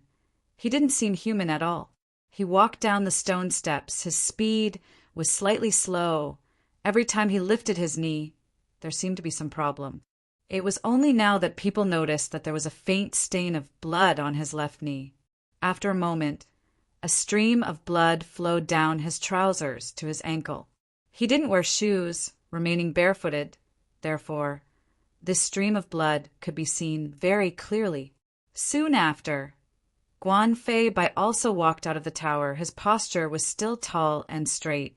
His clothes that had been washed to the point of faintly whitening didn't have any tears, nor were there any traces of blood. It seemed as if he hadn't been injured. People watched as he walked towards the side of the stream. They were a little shocked, thinking to themselves, could it be that Guan Fei Bai had won so easily? Zhixiu walked to the grass outside of the crowd, sat down and began to regulate his breathing. He closed his eyes, ignoring the discussions coming from all around him. His sitting posture was a little strange. He wasn't sitting cross-legged, but on his own ankles. It looked more like he was squatting. At this time, Guan Fei Bai walked to the side of the stream. He looked at Go Han-shi, preparing to say something. Go Han-shi shook his head, indicating for him not to speak. He raised his right hand. His fingers were like the wind, quick as lightning. He tapped on Guan Fei Bai's chest 3 times, injecting a stream of true qi into him. Guan Fei Bai's face slightly reddened, then turned pale. This repeated 3 times. Then, with a pew sound, he spat out a mouthful of blood. This mouthful of blood splattered on the grass by the side of the stream. With a chila sound, the grass withered at a speed visible to the naked eye, then fell off. There was an uproar. Only now did the examinees realize that he had actually suffered such a heavy injury. He had only endured it until now. Only then did his injuries erupt. The mouthful of blood that he spat out had no poison, only remnants of Zhixiu's fierce, true essence. If Go Han-shi hadn't acted in time, that Zhixiu's true essence might have been concealed within Guan Fei Bai's body. Even so, at this moment, his face was pale, extremely haggard, as if he had just suffered a serious illness. Thinking of how that wolf tribe youngster had acted so viciously, Liang Ban, who looked over, his gaze slightly cold. Qi Jian's small face flushed red with anger. Guan Fei Bai wiped the blood from the corner of his mouth, saying, "You can't blame others for being inferior." Go Han-shi patted his shoulder, expressing his consolation and praise. At this time, the Li Palace clergyman appeared on the stone steps, announcing, "Star Caesar Academy, Zhang Tingtao wins." At this point, the 3rd round of the dueling tournament had ended. Outside the Tower of Purging Dust, it was silent. No one cheered, not even the sound of discussion. This was because everyone could already foresee that the dueling tournament would become more and more intense. Naturally, it would also become more and more bloody and cruel. Under this somewhat oppressive and uneasy atmosphere, the top 16 of the dueling tournament were decided, immediately following which was the 4th round of the dueling tournament.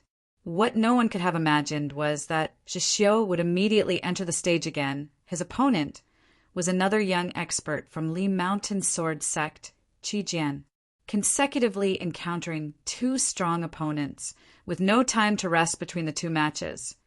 Even though this was the result of drawing lots, it was still somewhat unfair. If it was a normal examinee, perhaps they would ask the examiners to give them some time to rest. But Zhixiu still didn't say anything, his expression indifferent as he walked into the Tower of Purging Dust. It was very quiet inside the tower. The battle had already ended. Zhixiu looked at the yellow sand in front of him, as if he had returned to his home during the summer. Past Deer Cry Slope was a river. There were soybeans and sorghum growing there. One didn't need to hunt and could still fill one's stomach, but no matter how fragrant the sorghum was, it still couldn't compare to the fragrance of meat. I am a wolf from the north. A wolf travels 1,000 miles to eat meat. This is a matter of course. Even though you're still a child, since you're an opponent, of course I have to be merciless. Why are you so angry? He looked at his opponent. For the first time, his indifferent face revealed some emotion. This emotion was hard to describe. It was very strange. Qi Jian stood in front of him. His black hair had scattered during the battle, draping over his shoulders, making him seem even thinner and weaker. Gentle stream temples, Yi Shaolian, orthodox academies, Xian Yuan Punhim. They were the 3 youngest participants of this year's grand examination. His face was very young and tender, currently filled with anger. Zhixiu couldn't understand Qi Jian's anger, thinking about the few moves he had used in close combat, even though they were somewhat sinister. But a battle was a matter of life and death. So what if they were sinister? Could it be that the elders of your Li Shan sword sect didn't teach you how to fight? Previously, your senior's performance was much more carefree and at ease than yours. Previously, after he had used those sinister moves, for some reason, Qi Jian flew into a rage, no longer being as cautious as before. His true essence erupted. Dozens of sword moves were unleashed in a frenzy, like a madman, tangling with Zhixiu. If Zhixiu hadn't walked the line between life and death for so many years, he really would have been hacked to death by Qi Jian's sword. If Gohan sure knew of his junior's performance, he would definitely be very gratified.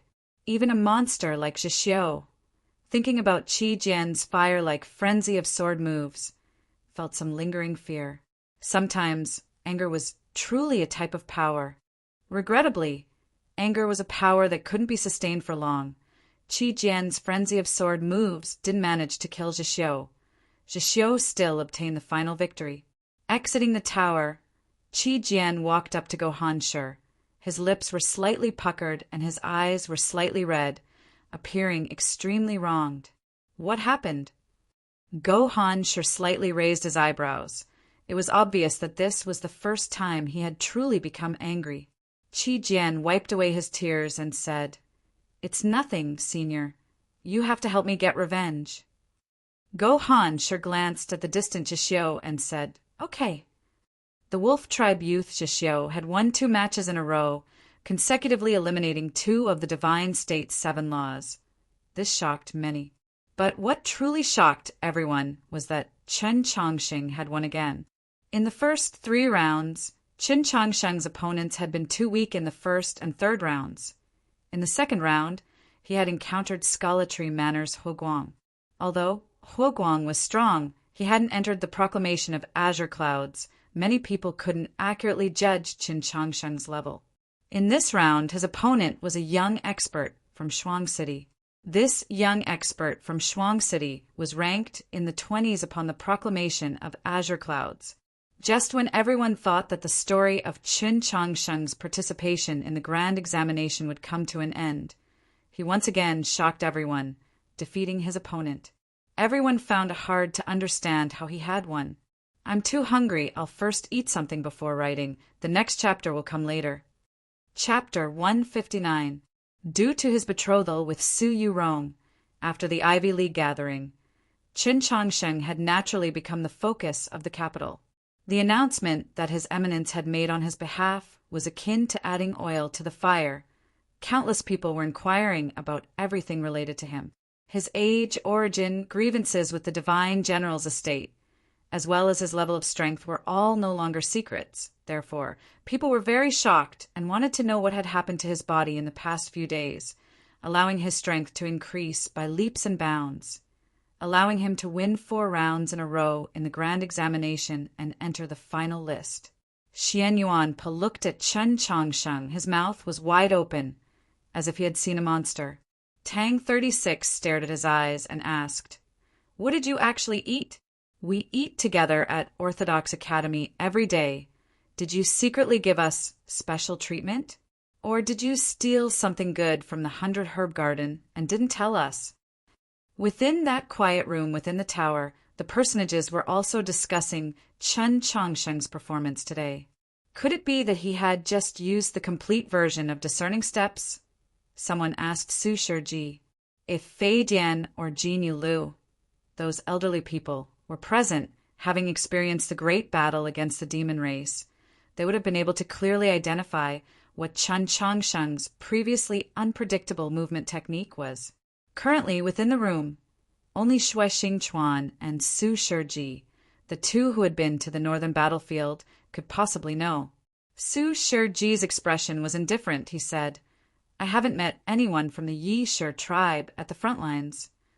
According to intelligence, for the past several hundred years, the majority of the Yi Shi tribe within Old Snow City had been recruited into the intelligence agency by that mysterious Lord Black Robe, rarely appearing.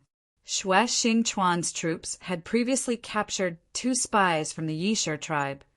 The member of the Yi Shi tribe that had attempted to assassinate Her Highness Luo Luo during spring was currently imprisoned within the Forbidden Army's prison. He thought about Chen Chongsheng's previous movement technique, shook his head, and said, It's not the complete version of Discerning Steps, but it's already somewhat interesting. The crowd understood what he meant. The complete version of the Discerning Step had some meaning. In a battle between youths like the Grand Examination, it would be able to play a very important role. Xue Xingchuan thought for a while, then said, His speed and movement technique have reached the pinnacle. Coupled with his decent luck in lots, being able to enter the top 8 is understandable, but I don't think he can continue advancing. The top 8 of the dueling phase of the Grand Examination had already been decided. There were young experts like Go Han Shi, Zhuang Huanyu, Zhong Hui, and Zhixiu, whose names had already spread far and wide. There were also a few unexpected candidates, such as a girl from Holy Maiden Peak who did not reveal herself, and a student from Star Caesar Academy who even the Board of Ecclesiastic Education didn't pay much attention to. The most unexpected was still Chen Chongsheng. Up until now, he still hadn't been eliminated.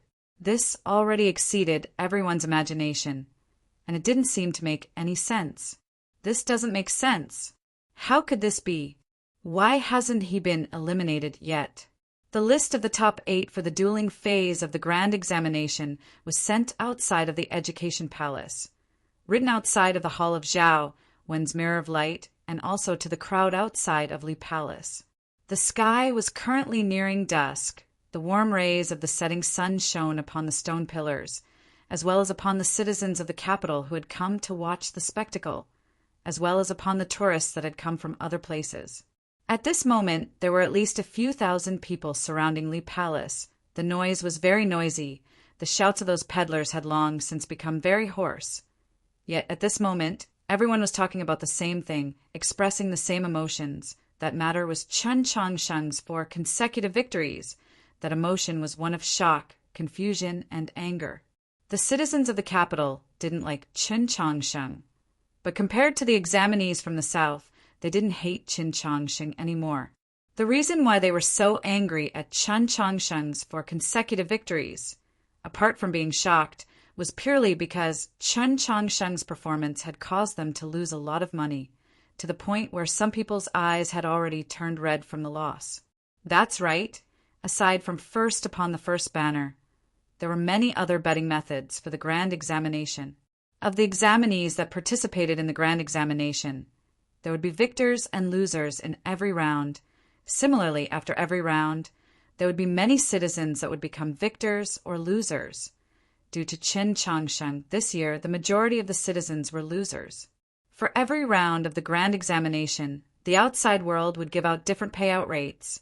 In order to make it easier for the citizens to place their bets, Chen Chongsheng's payout rate was extremely high in every round. Up until now, his payout rate was still the highest. Today he had caused some people to go wild with joy, but caused even more people to lose money. Yet, no one believed that he could continue to win. Tian Haixing Xue was in a tea house to the south of Li Palace. Quietly watching the crowd before Li Palace, he suddenly said, If the 4 great markets are still willing, I'll bet 5,000 gold on Chun Changsheng's final victory." The old caretaker standing beside him was startled. He said with some hesitation, "Young master, he can't possibly win, right?" Tian Haisheng Shui said, "In the first round, everyone believed that he couldn't win, yet he won. In the second round, no one believed that he could win, yet he still won. The third round was the same, the fourth round was the same, before the grand examination. Who would have thought that he could enter the top 8? Since that's the case, why can't I bet on him?" The old caretaker repeatedly voiced his agreement.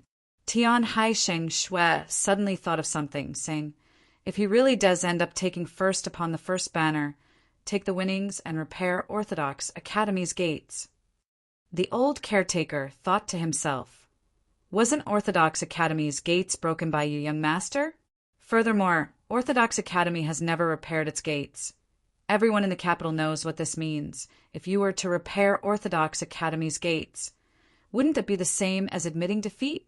He was very surprised, but thinking that the young master's actions must have a deeper meaning. He didn't dare to say too much. He was only a little puzzled by the details.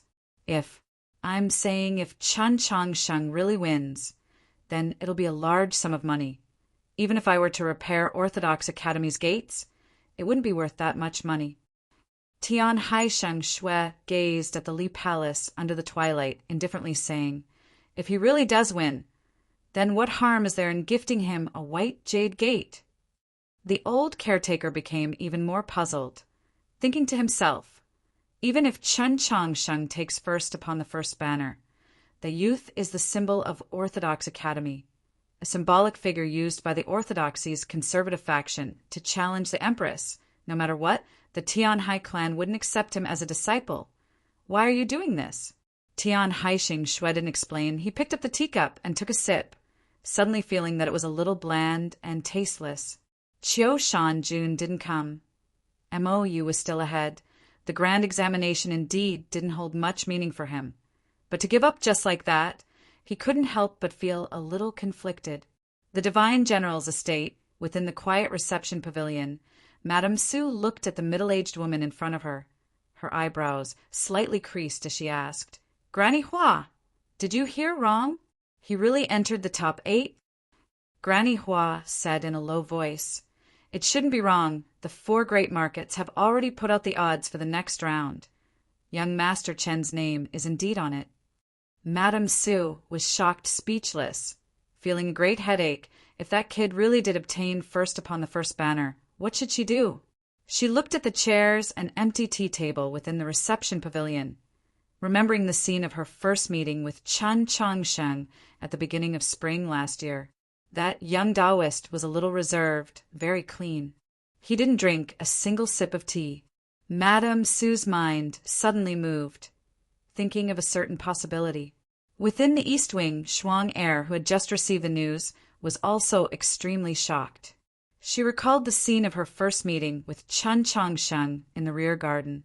She couldn't imagine that reserved, young Taoist from the countryside, that trash that couldn't cultivate, had actually entered the top 8 of the dueling phase. According to the rumors of his performance at the Ivy League gathering, his results in the academic phase must have been extremely good. Didn't this mean that he was only a step away from entering the first banner?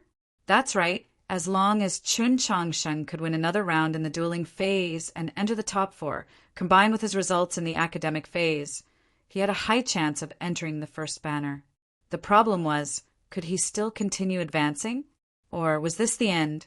Deep within the imperial palace, there was a small side hall, extremely cold and cheerless, akin to a deserted palace.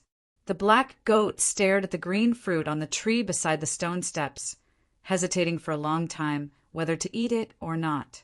It remembered very clearly that last time in the 100-her garden, the youth had fed it a fruit that tasted pretty good, but it couldn't confirm whether that was the fruit's own taste, or if it was because the skin of the fruit carried his scent. Nanny Ning silently walked past it and said in a low voice, "Young Master Xing Shui has forfeited." The Divine Queen was holding a piece of fragrant wood. The edges of the wood were currently burning. Upon the wisps of smoke floated a pill. Her fingers slowly moved the wood. The smoke from the burning would lightly swirled, causing the pill to slowly revolve. Hearing this, her fingers slightly paused, causing the pill to also stop floating in the air.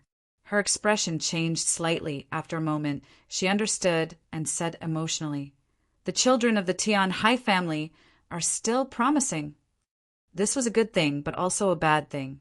The more promising the children of the Tian Hai family were, the more she couldn't completely let go. Thus, the Zhou dynasty would be unable to escape from that huge problem. But she still felt somewhat relieved. Nanny Ning hesitated for a moment and continued. Tradition Academy's Chun Changsheng entered the top 8. The Divine Queen's eyebrows slowly rose. Nanny Ning was a little nervous. She really liked that child Qin Changsheng and was worried that the Queen would be unhappy. The Divine Queen didn't say anything. In the next moment, she appeared in the pitch-black underground. She lightly waved her sleeves. The thousands of luminous pearls on the ceiling lit up. The slightly cold white light fell on the frosty ground, illuminating the entire scene. A little girl in black clothing with a snowy face was weakly lying on the ground. The Divine Queen lightly flicked her finger. The pill fell in front of the little girl. "Chun Changsheng hasn't been eliminated yet. Your blood is still somewhat useful." The little girl in black struggled to raise her head and stared at the Divine Queen. Without fear, only annoyance, she said, "What kind of demonic pill is this?" The Divine Queen calmly said, "Motherwort ointment." The little girl in black knew that a terrifying human like the Divine Queen, if she wanted to punish her, she would have countless methods. She definitely wouldn't do something to a pill. So she unhesitatingly swallowed the pill. "Chen Changsheng, can he get first upon the first banner?" She looked at the Divine Queen and asked curiously. "Let's stop here," the Divine Queen calmly said. In the next moment, she arrived at the abandoned well at New North Bridge. With her hands behind her back, she looked at the stars in the night sky and remained silent for a long time, not knowing what she was thinking. "Let's stop here for today. I thought about it again. See you all tomorrow." Chapter 160.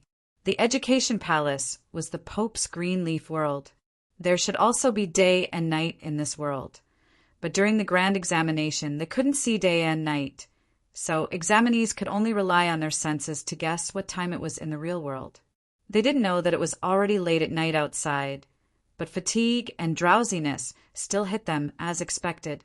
Before the 5th round of the grand examination, there would be an additional round from 33rd to 64th place.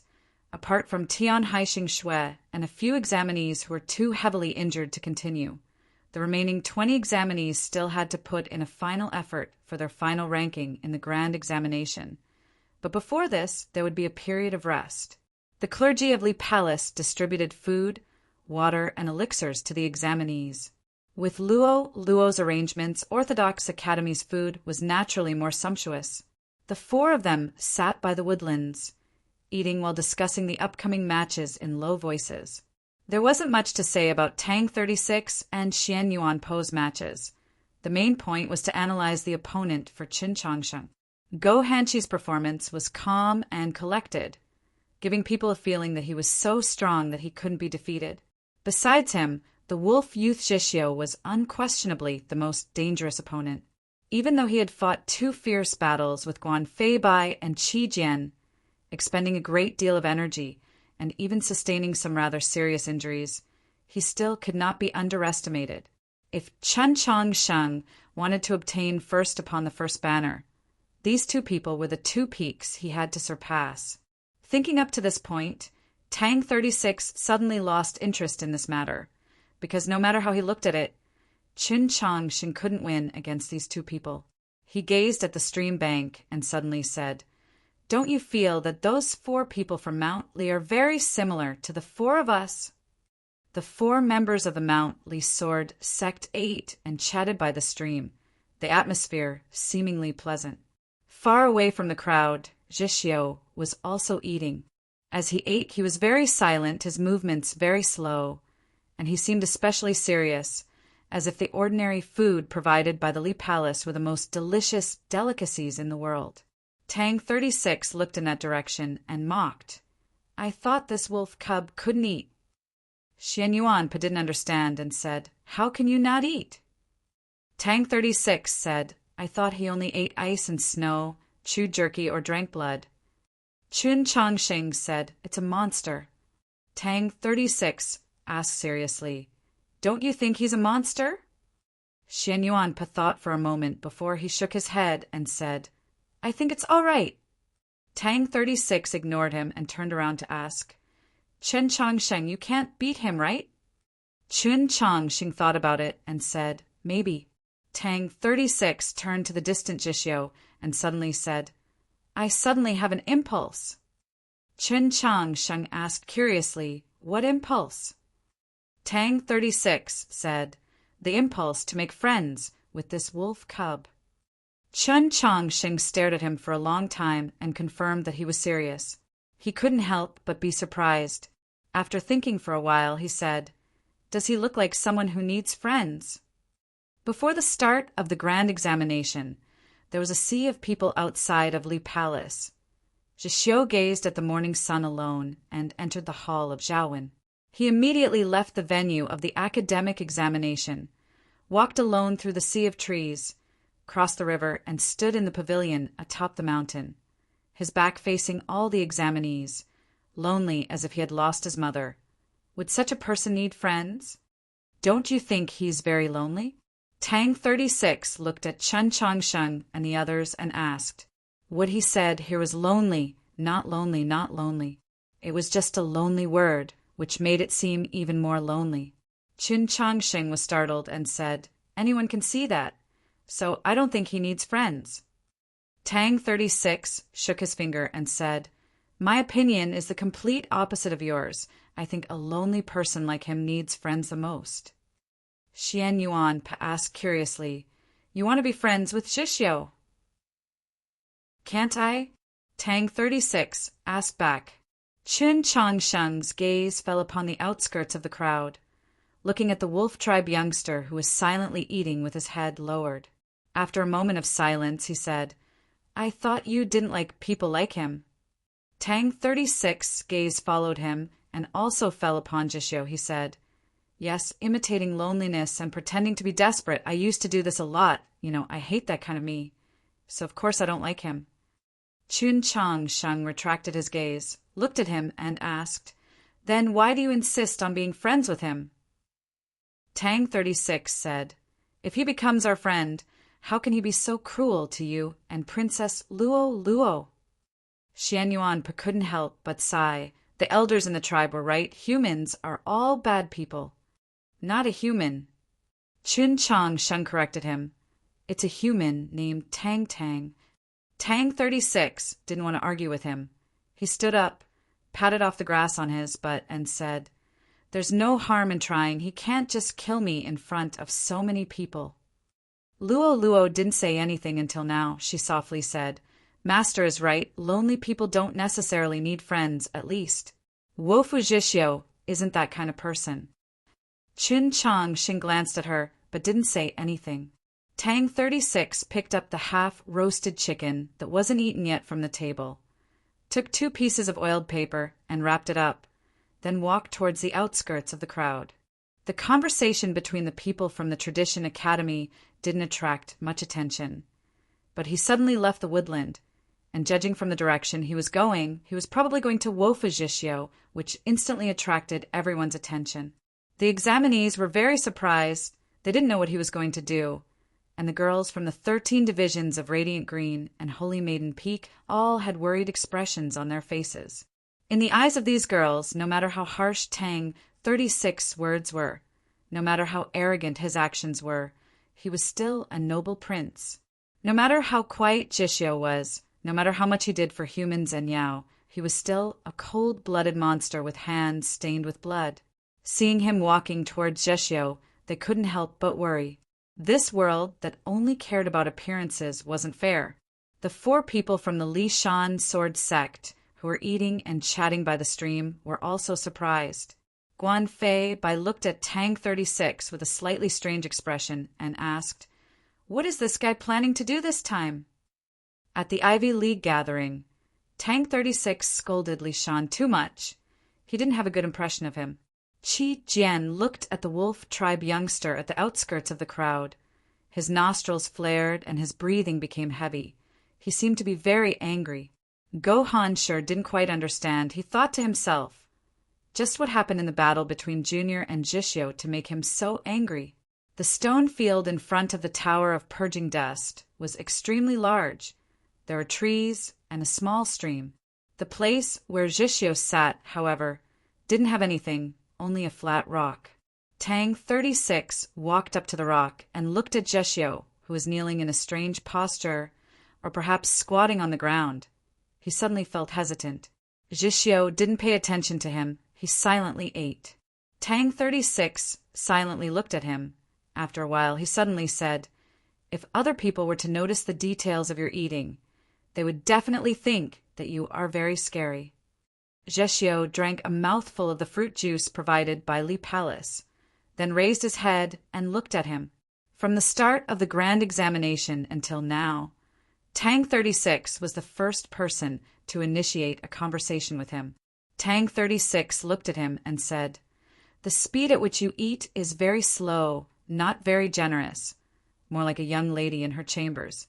When you chew very seriously, 12 times when you chew rice, 30 times when you chew beef. This isn't very interesting. It only proves that you have too much self-discipline. In other words, you are very strict with yourself." Zhixio quietly looked at him. His eyes were devoid of any emotion, but he also didn't lower his head and continue eating, ending this one-sided conversation. Perhaps it's because there's too little food on the snowy plains, or perhaps it's because there's a lack of doctors and medicine, and there's also no female clergyman from the 13 divisions of Radiant Green to help treat your injuries. So your life is very difficult. You treasure all the food you can get, but you definitely won't overeat or drink too much in order to avoid any problems with your body. In that sort of place, even a normal stomach ache can make one wish they were dead. Tang 36 said, "But I don't think that this is very scary because I've seen someone very similar to you. That person also pays attention to all the details of life. I've often thought people like you, people who are afraid of death, should really get to know each other." He was obviously referring to Qin Changshen. Zhixio followed his finger and looked towards the woodlands. After a moment of silence, he lowered his head and continued eating, no longer paying attention to him. Tang 36 placed a paper bag in front of him and opened it, asking, "Do you need friends?" Inside the oiled paper bag was half a roast chicken. The half-roast chicken only had one drumstick. It had already been given to Luo by Qin Changshen, so it was a little incomplete, and having been left out for a while, the roast chicken was a little cold. The chicken oil had congealed on the surface of the chicken skin. It didn't look too good. The most important problem was, roast chicken really wasn't healthy food. But for some reason, after seeing this roast chicken, Zhixio actually opened his mouth to speak. Since the beginning of the grand examination, he had only spoken 2 sentences, and the vast majority of people hadn't heard them. No one knew what his voice was like. Only now did Tang 36 know that his voice wasn't hoarse or unpleasant to listen to. It didn't have any resemblance to the wolf's howl of legend. Zhixio's voice was very cold. The speed of his speech was very slow. The gap between each word was rather long, like a child that had just learned how to speak, or a mute that had suddenly learned how to speak. He looked at Tang 36, his face expressionless, and said with extreme slowness, "My fate offends the heavenly cursed lone star, destined to be alone for the rest of my life. Therefore I have no friends." There were countless stars in the sky, or perhaps there was a star far away from the sea of stars, in a corner that was easily overlooked, extremely lonely. Or perhaps that star was really called the heavenly cursed lone star. Or perhaps the fated star lit by Zhixio really was that heavenly cursed lone star. But regardless of whether this was true or not, the indifference in his words was very clear. He didn't need friends. He wanted to keep everyone at a distance of 1,000 miles.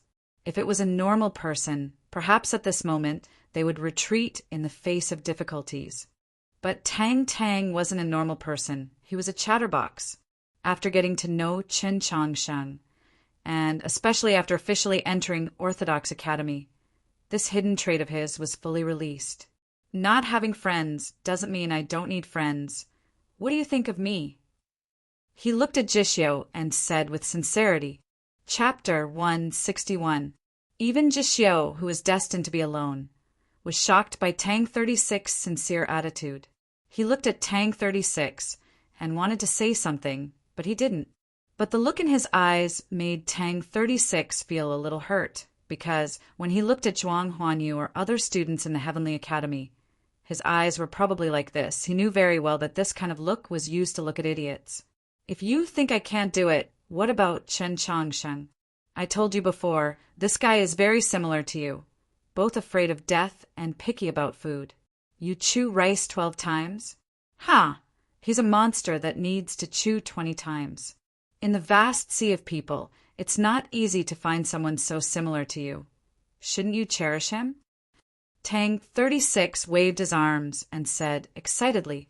Jishio still didn't react and continued to eat the food provided by Li Palace. He felt a bit helpless and pointed at the mountain-like Yao youngster and said, If you think humans can't be trusted, then I strongly recommend Xian Yuanpa. Honest and sincere, the best in the world. Jishio still ignored him. You're forcing me to use my most powerful magic tool. Tang 36 said, Okay, you're quite famous. It's worth it to make Princess Luo Luo your friend. How about it? I think you can't find a better friend. You and she are both ladyboys. No, Yao people, your background and problems are similar. If you become friends, you won't get many benefits from Princess Luo Luo, but at least you can help each other when you're in trouble, right? At this moment, he didn't look like the aloof young master of Wenshui. He was completely an excellent merchant selling goods. After hearing Princess Luo Luo's name, Jishio finally raised his head again and looked at the forest. His eyes were a bit complicated. No one knew what he was thinking. Just when Tang 36 thought he could do something, Jishio said slowly, I don't need friends. Only a lonely person can be strong.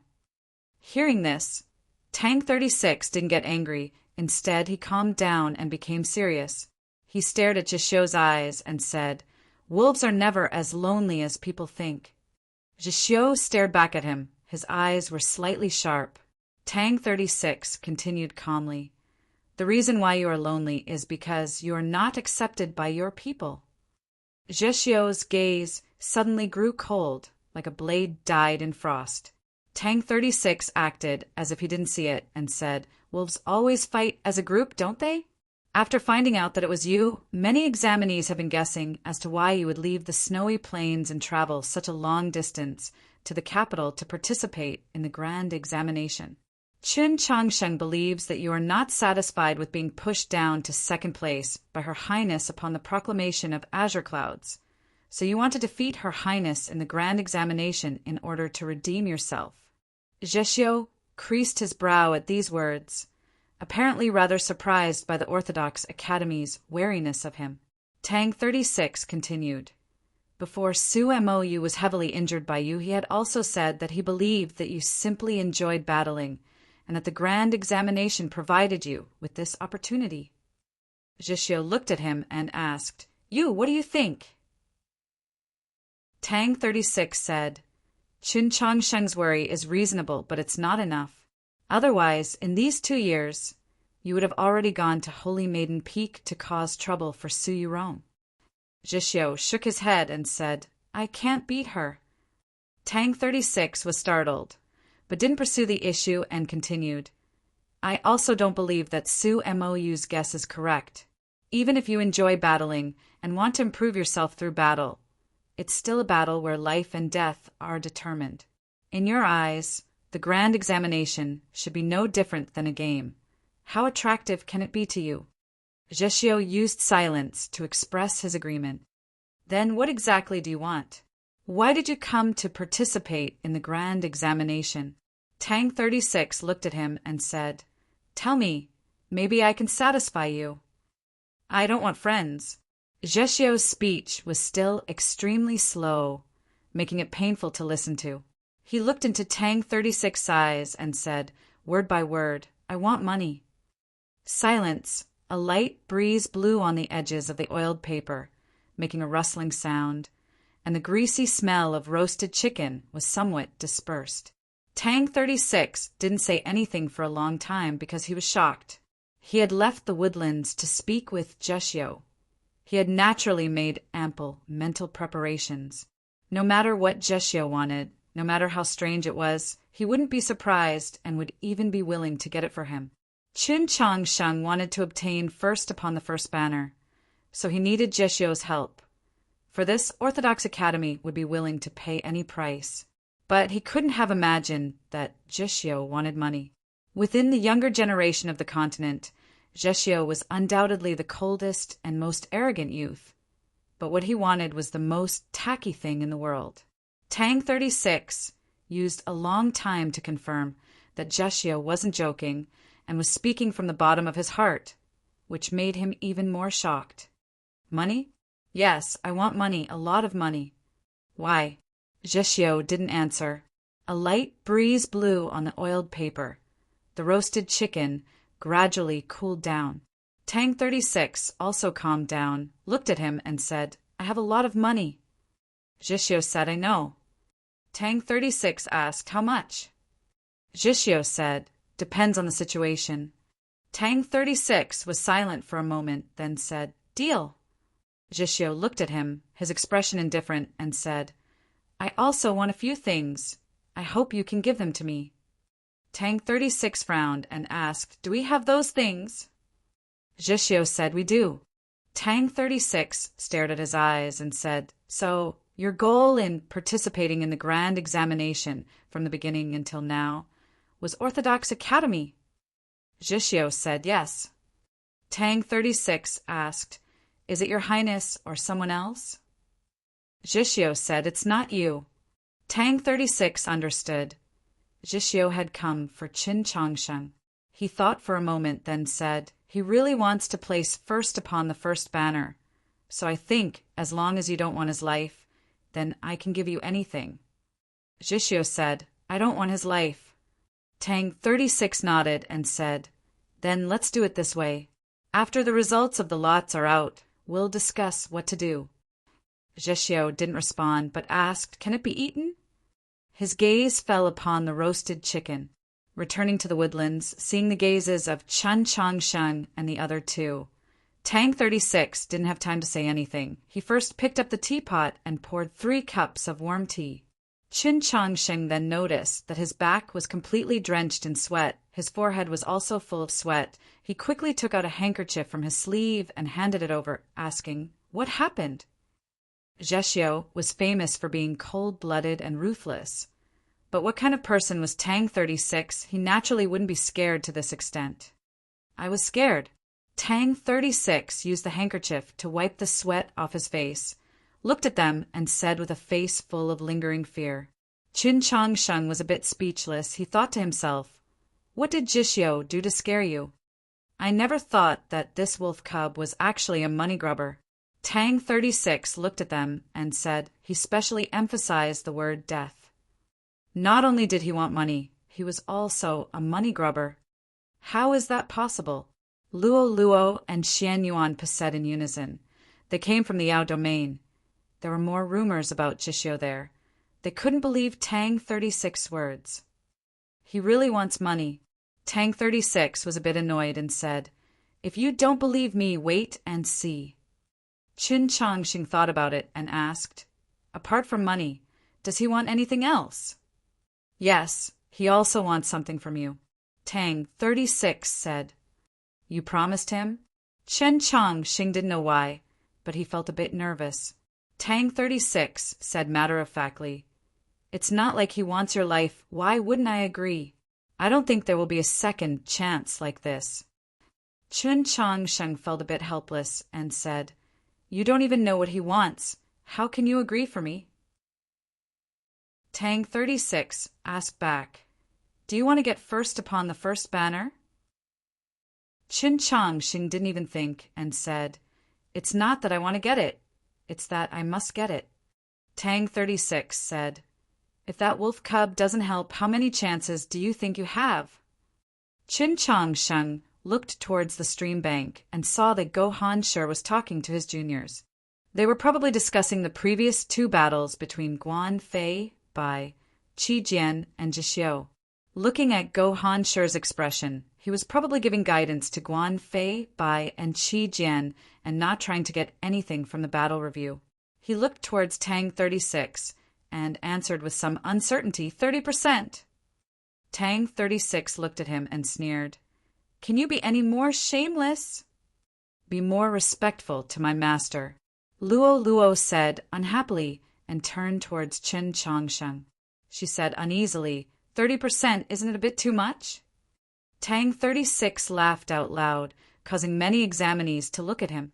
Qin Changsheng spread his hands and said, "Fine, if I go against Go Hanshi now, I don't see where my chances are." Luo Luo said, "If I can go against him in the next round, perhaps my master's chances will be higher." Tang 36 shook his head and said, "You have to let Zhixiu fight against him again. Only then will you have a chance." Qin Changsheng asked, "But the drawing of lots might not go according to our plan. It doesn't matter if Zhixiu draws someone else. He is now, like Her Highness, responsible for helping you clear your opponents." Tang 36 said, "He and Her Highness are the 2 door gods for you to get first place upon the first banner."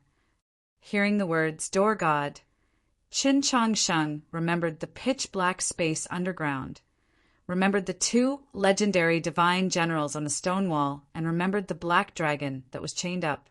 He suddenly felt a lot of worry. Isn't it a bit inappropriate to be distracted at this moment?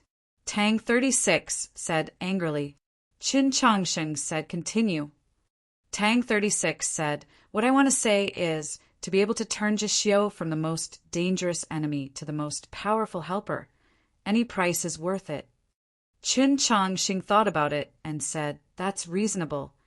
Tang 36 continued, "So you have to thank me. Not everyone can convince that wolf cub. Talking to him takes a lot of effort and energy." Qin Changsheng said, "Thank you. Don't you think you guys are thinking too much?" Xian Yuanpe looked at him and said, "First you have to defeat your own opponent. It could be Zhuang Huanyu, it could be Zhong Hui, or even Go Hanshi in the next round. If you can't win, even if Zhixiu is willing to help, it has nothing to do with us." The woodlands were dead silent. Tang 36 was a bit annoyed and said, "Children that are too honest always say things that make people angry."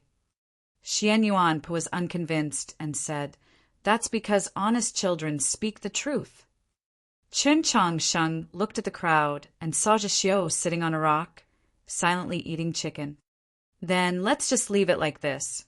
Let's wait for the results of the drawing to come out. Also, next time, let's get him a whole chicken to eat. It looks so pitiful." The punch that Qin Changsheng gave to Huguang was obviously from Street Fighter.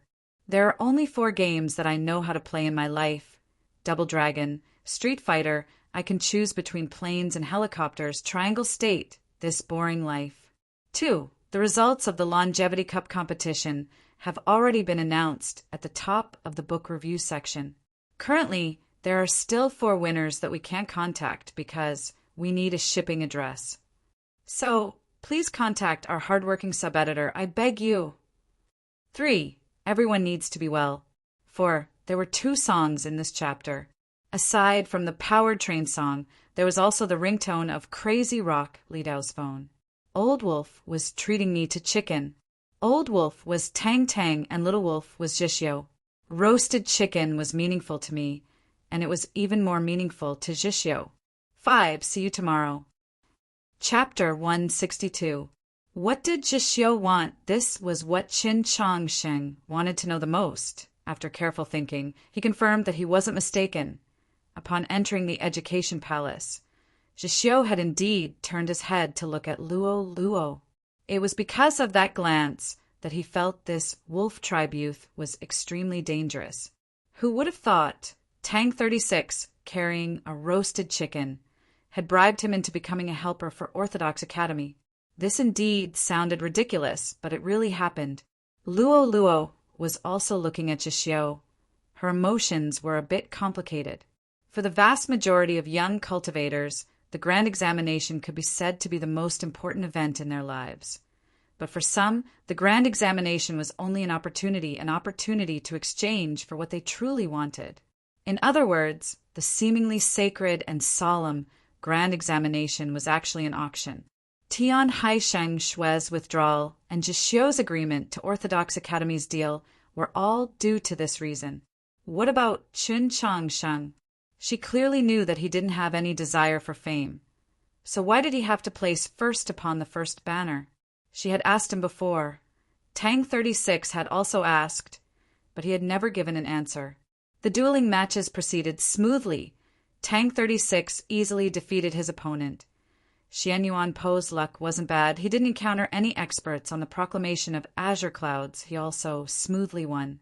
Considering the results of the academic exam, Xian Yuan Po's chances of entering the 3 grades were still uncertain, but Tang 36 had no problems.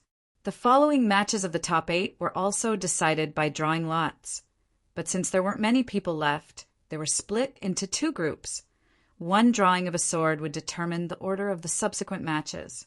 The result of the drawing was Luo Luo against the youth from Scholatry Manor, Zhong Hui, Gohan Shur against the girl from Holy Maiden Peak, Zhixiu against the student from Star Caesar Academy, and Chun Changsheng against Zhuang Huanyu. 2 of the 4 matches were internal battles. Lishan Sword Sect and Holy Maiden Peak were from the same sect. Zhixiu was participating as a student from Star Caesar Academy. This didn't fit with Tang 36's plan. In his opinion, the best result would be Zhixiu against Gohan Shur, Princess Luo Luo against Zhuang Huanyu, and the second group would have Zhong Hui against the student from Star Caesar Academy, and Chun Changsheng against the girl from Holy Maiden Peak. This way, even if Gohanshi defeated Zhixiu, he would still have to contend with Princess Luo Luo. After 2 consecutive battles, no matter how strong Gohanshi was, his legs would go soft. On the other hand, Chun Changsheng's skin was thick and his flesh thick. Comparatively speaking, his chances of winning against the young girl from Holy Maiden Peak was the highest. If he was able to surpass Zhong Hui, he might actually be able to obtain first place upon the first banner. And now, Gohanshi only needed to win that match against Zhixiu to advance to the final battle. It was very obvious that the girl from Holy Maiden Peak was no match for him. Of course, this method of drawing lots also had its benefits. Qin Changxing only needed to defeat Zhuang Huanyu to enter the finals. This was because Luo Luo should be able to defeat Zhong Hui, and when she faced Qin Changsheng in the next round, she would definitely forfeit. The first match to begin was Chun Changsheng versus Zhuang Huanyu. In today's grand examination, Zhuang Huanyu was as silent and low-key as Tian Haisheng Shui, but Tian Haisheng Shui's silence and low-key was because he had already made preparations to withdraw from the competition, while Zhuang Huanyu's silence and low-key was in order to advance a little further. Not to mention, he hadn't met an opponent in the previous rounds that required him to display his abilities. Zhuang Huanyu was extremely famous amongst the younger generation of experts on the continent, ranked 11th upon the proclamation of azure clouds. He was the person with the highest ranking amongst the Ivy League academies in the capital and the pride of Heavenly Academy. Aside from the top 3, the difference in strength between those in the first half of the proclamation was extremely small. He was definitely the strongest opponent that Chun Changsheng had ever faced in his matches. The Tower of Purging Dust was very quiet. Zhuang Huanyu looked at Qin Changsheng with an expressionless face and said, "Your luck today isn't bad." From the first round until now, the strongest opponents that Chun Changsheng had faced were Huguang and that youth from Shuang City who was ranked 20th upon the proclamation of azure clouds. They sounded strong enough, but with the number of experts participating in today's grand examination, he hadn't met anyone from Lishan Sword Sect, nor had he met Zhexiu's group. From a probability perspective, his luck was indeed not bad. "Your luck is also very good." Qin Changxing looked at him and said, This was also the truth, from the start of the dueling until now. Zhuang Huanyu had never met an opponent of his level. In terms of luck, neither Qin Changsheng nor anyone else could compare to him. This was no longer a matter of luck. It was definitely due to someone within the orthodoxy tampering with the drawing of lots. Heavenly Academy was the leader of the academies under the jurisdiction of the orthodoxy. Regardless of what Mao Qiuyu or Vice Principal Zhuang thought, the orthodoxy would definitely send out a representative student, especially with Orthodox Academy showing faint signs of revival in the recent half a year. The orthodoxy naturally wouldn't allow Heavenly Academy's glory to be completely stolen away. For two people with great luck to meet, I think we shouldn't be able to continue relying on luck. Zhuang Huanyu looked at him and said, they couldn't continue relying on luck. They could only rely on strength. At this moment, the Li Palace clergyman hosting the dueling asked from upstairs, "Are you ready?" Zhuang Huanyu nodded his head, but Chen Changsheng shook his head, and then he did something that no one expected him to do. He walked back to the eaves of the tower, took off the new leather whips from his feet, then placed them below the stone steps, arranging them very neatly, as if he was visiting someone else's home. Within the gloomy room on the second floor, a few soft gasps could be heard. Mou's elegant eyebrows slightly raised. Her face was expressionless, but deep within her eyes there was an extremely faint hint of a smile. Prince Qianlu had been secretly observing her expression, especially every time Qin Changsheng appeared. Seeing her current reaction, he couldn't help but feel even more puzzled. Qin Changsheng once again returned to the arena barefooted, the edges of his feet bringing with it some yellow sand. He raised his right hand, grasping the hilt of the short sword at his waist. Following this action, the tower became even quieter. The personages within the second floor's room didn't say anything, but their gazes brightened and their expressions became slightly more solemn. Previously, when he defeated the young expert from Shuang City, Chen Changsheng still hadn't drawn his sword, relying on the strange and unpredictable discerning steps, ultimately relying on speed and strength, but it seems that he had already made preparations to draw his sword for this match. It seems that, facing a strong opponent at Zhuang Huanyu's level, he could no longer hold back. There was still no one who believed that he could defeat Zhuang Huanyu, although he had displayed unimaginable power and speed in the previous few matches, and even had that strange discerning steps. The time he had successfully completed his purification was too short. The amount of true essence he had was too little when compared to a true expert, and he could not see any chance of victory. The most fundamental problem was, Zhuang Huanyu was truly very strong. Are those who wear shoes afraid of those who are barefooted? Zhuang Huanyu's gaze fell upon Chen Changsheng's sand-stained bare feet. After a moment of silence, he said, "Perhaps you don't understand. Back in the countryside, I rarely had the chance to wear shoes, let alone new ones." Qin Changsheng didn't say anything, but he clearly knew what Zhuang Huanyu wanted to say. Zhuang Huanyu was the son of Vice Principal Zhuang, but he stayed in the countryside to take care of his sick mother. After many years of hardship, he finally succeeded and became the pride of the Heavenly Academy. Even now, his feet were still wearing a pair of normal cloth shoes. Qin Changsheng just didn't understand why Zhuang Huanyu's gaze was also so cold, with a hint of hostility. He couldn't understand when he had offended this person. Zhuang Huanyu was the future of the tradition's new faction, so it was natural for him to be hostile to the Tradition Academy. As for the old grudge between him and Tang 36, it was actually the same as Guan Fei Bai's attitude towards Tang 36. It was probably the natural disgust of a poor kid towards a rich kid who didn't cherish his life. So why didn't he like him? "Shall we begin?" Zhuang Huanyu asked. His tone was very normal, just like how he usually asked his classmates during his classes at the Heavenly Academy, "Shall we begin the class?"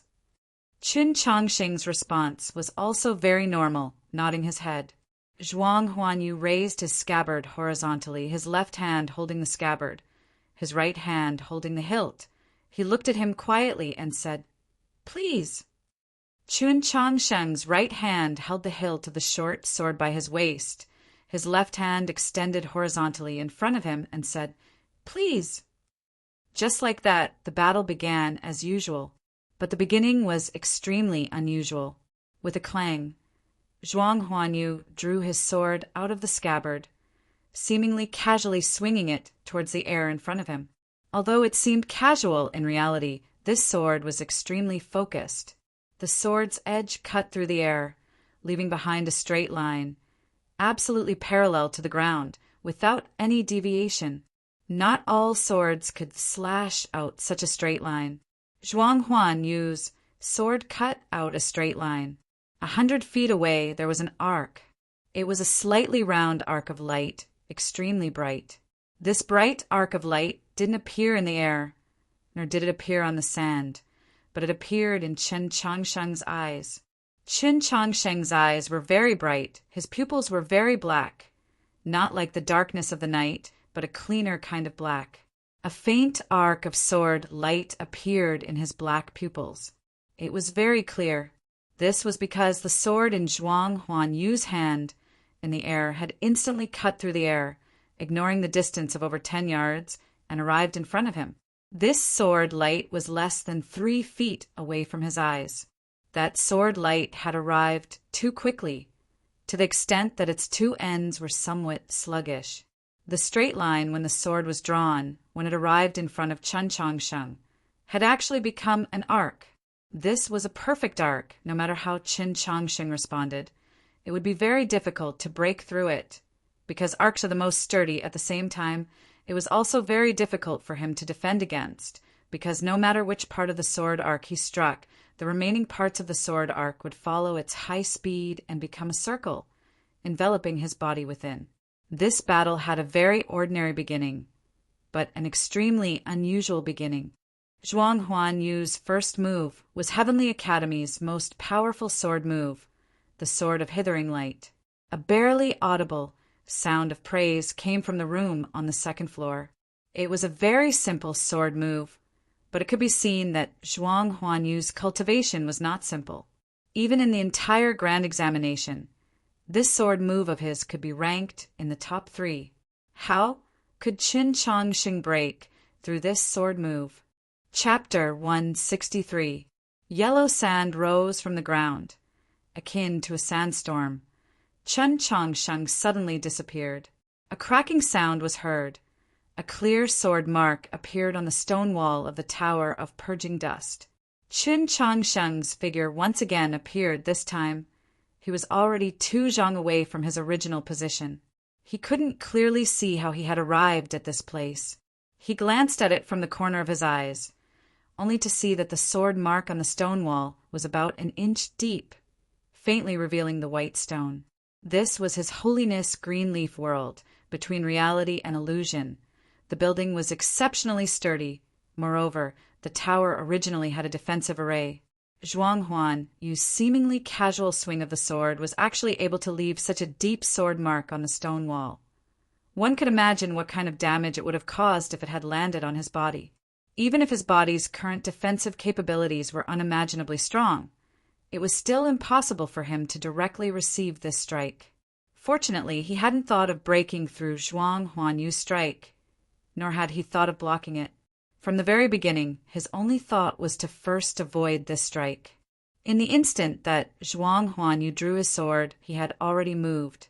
When that stern sword flash lit up in his eyes, his right foot had already stepped into the yellow sand on the ground. Then he suddenly moved.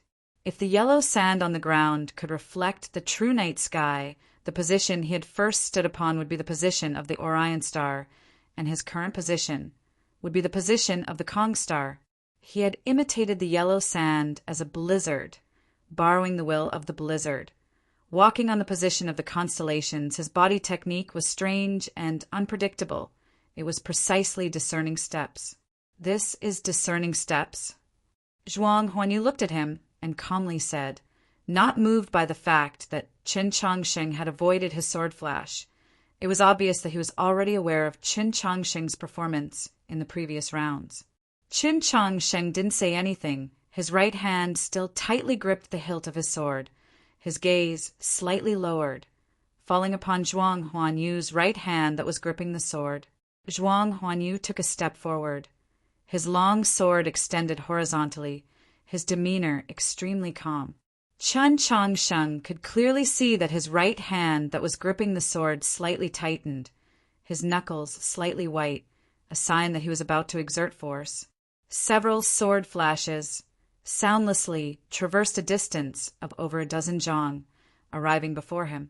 Chen Changsheng still moved before the sword flashes, his divine sense condensed into a single line. His figure abruptly sped up, seemingly taking 2 steps towards the west, but in an instant he had arrived behind. It was still discerning steps. This time he was treading the path of the 7 mansions of the east. Xing, xing, xing. Several extremely clear cutting sounds rang out from the stone wall behind him to his right. Stone chips rustled and fell to the ground. 4 distinct sword marks appeared, extremely sharp. Zhuang Huanyu's expression was calm. He took another step forward, closing the distance between him and Qin Changsheng. Qin Changsheng stared at his right hand that was holding the sword, his expression solemn. Zhuang Huanyu's sword was too fast, too fierce. The battle had just begun, and he had only swung his sword twice, but he already felt an enormous pressure. A faint sigh of admiration came from the second floor. That was praise for Zhuang Huanyu. In the first few rounds of the grand examination, Zhuang Huanyu didn't encounter any strong opponents. His performance was very ordinary, completely lacking the temperament of a leader of the younger generation in the capital's academies, and was actually somewhat overlooked. However, he had once defeated Qi Jian, and after that he had always been quietly cultivating in the Heavenly Academy, so his ranking on the Proclamation of Azure Clouds had always been around the 10th place. That was because his target was Qiu Shanjun, and Qiu Shanjun was no longer on the Proclamation of Azure Clouds. In reality, he believed that he had the strength to enter the top 3 of the Proclamation of Azure Clouds. Even if he met Zhixiu, he would not be afraid. The pride of Heavenly Academy naturally had the right to be proud. For such a proud young expert against Chen Changsheng, he had actually displayed the supreme arts of Heavenly Academy right from the start. This showed that he greatly valued Chen Changsheng, and also showed that he didn't want to give Chen Changsheng any chances. Chen Changsheng's movement technique was too fast, too unpredictable. If he had an offensive ability that matched his movement technique, then he might actually be a threat to Zhuang Huanyu. Therefore, Zhuang Huanyu didn't give him any chance to attack, directly relying on his fierce sword intent to suppress him within the range of the stone wall. This was the suppression of an expert who had an absolute advantage in terms of cultivation and power, just like how Luo had previously suppressed that scholar from Scholartree Manor. He once again swung his sword, and several sword flashes pierced through the air. Shrill sounds of piercing through the air continuously resounded. Sand gradually rose within the tower. Sword flashes continuously flashed through the air, akin to lightning. Sword marks constantly appeared on the stone wall, clear and deep, as if a craftsman was currently carving calligraphy on it. Many footprints appeared on the yellow sand on the ground, some on the west, some on the east without any pattern. A light sound was heard. Qin Changsheng appeared at a place near the stone wall. A very shallow wound had appeared on his right shoulder. Dozens of sword flashes arrived one after another. He had narrowly avoided most of them, but in the end, in the process of moving from Willow Well to Lu Su, his true essence circulation had become sluggish, slowing him down for a moment, allowing the sword flashes to catch up. Zhuang Huanyu held his sword and pointed it towards the ground, appearing exceptionally confident. Compared to him, Chen Changsheng's clothes were covered in sand. No matter how shallow the wound was, it was still a wound. Therefore, he was in a rather sorry state. But his expression remained calm. Looking at Zhuang Huanyu's right hand that was holding the sword, he was extremely focused. The Sword of Hithering Light was a supreme technique of Heavenly Academy. It consumed a lot of true essence. A movement technique at the level of discerning steps would naturally consume a lot of true essence as well. The reason why Zhuang Huanyu was so confident, directly using his sword technique to suppress Qin Changsheng, was because he was diligent in his cultivation, had high talent, his fated star was extremely far away, his true essence quantity could be said to be at the peak amongst his peers. Even if he were to continue like this, he would still be able to directly exhaust Qin Changsheng, and Qin Changsheng had no way of breaking out of this situation. "Is this all you've got?"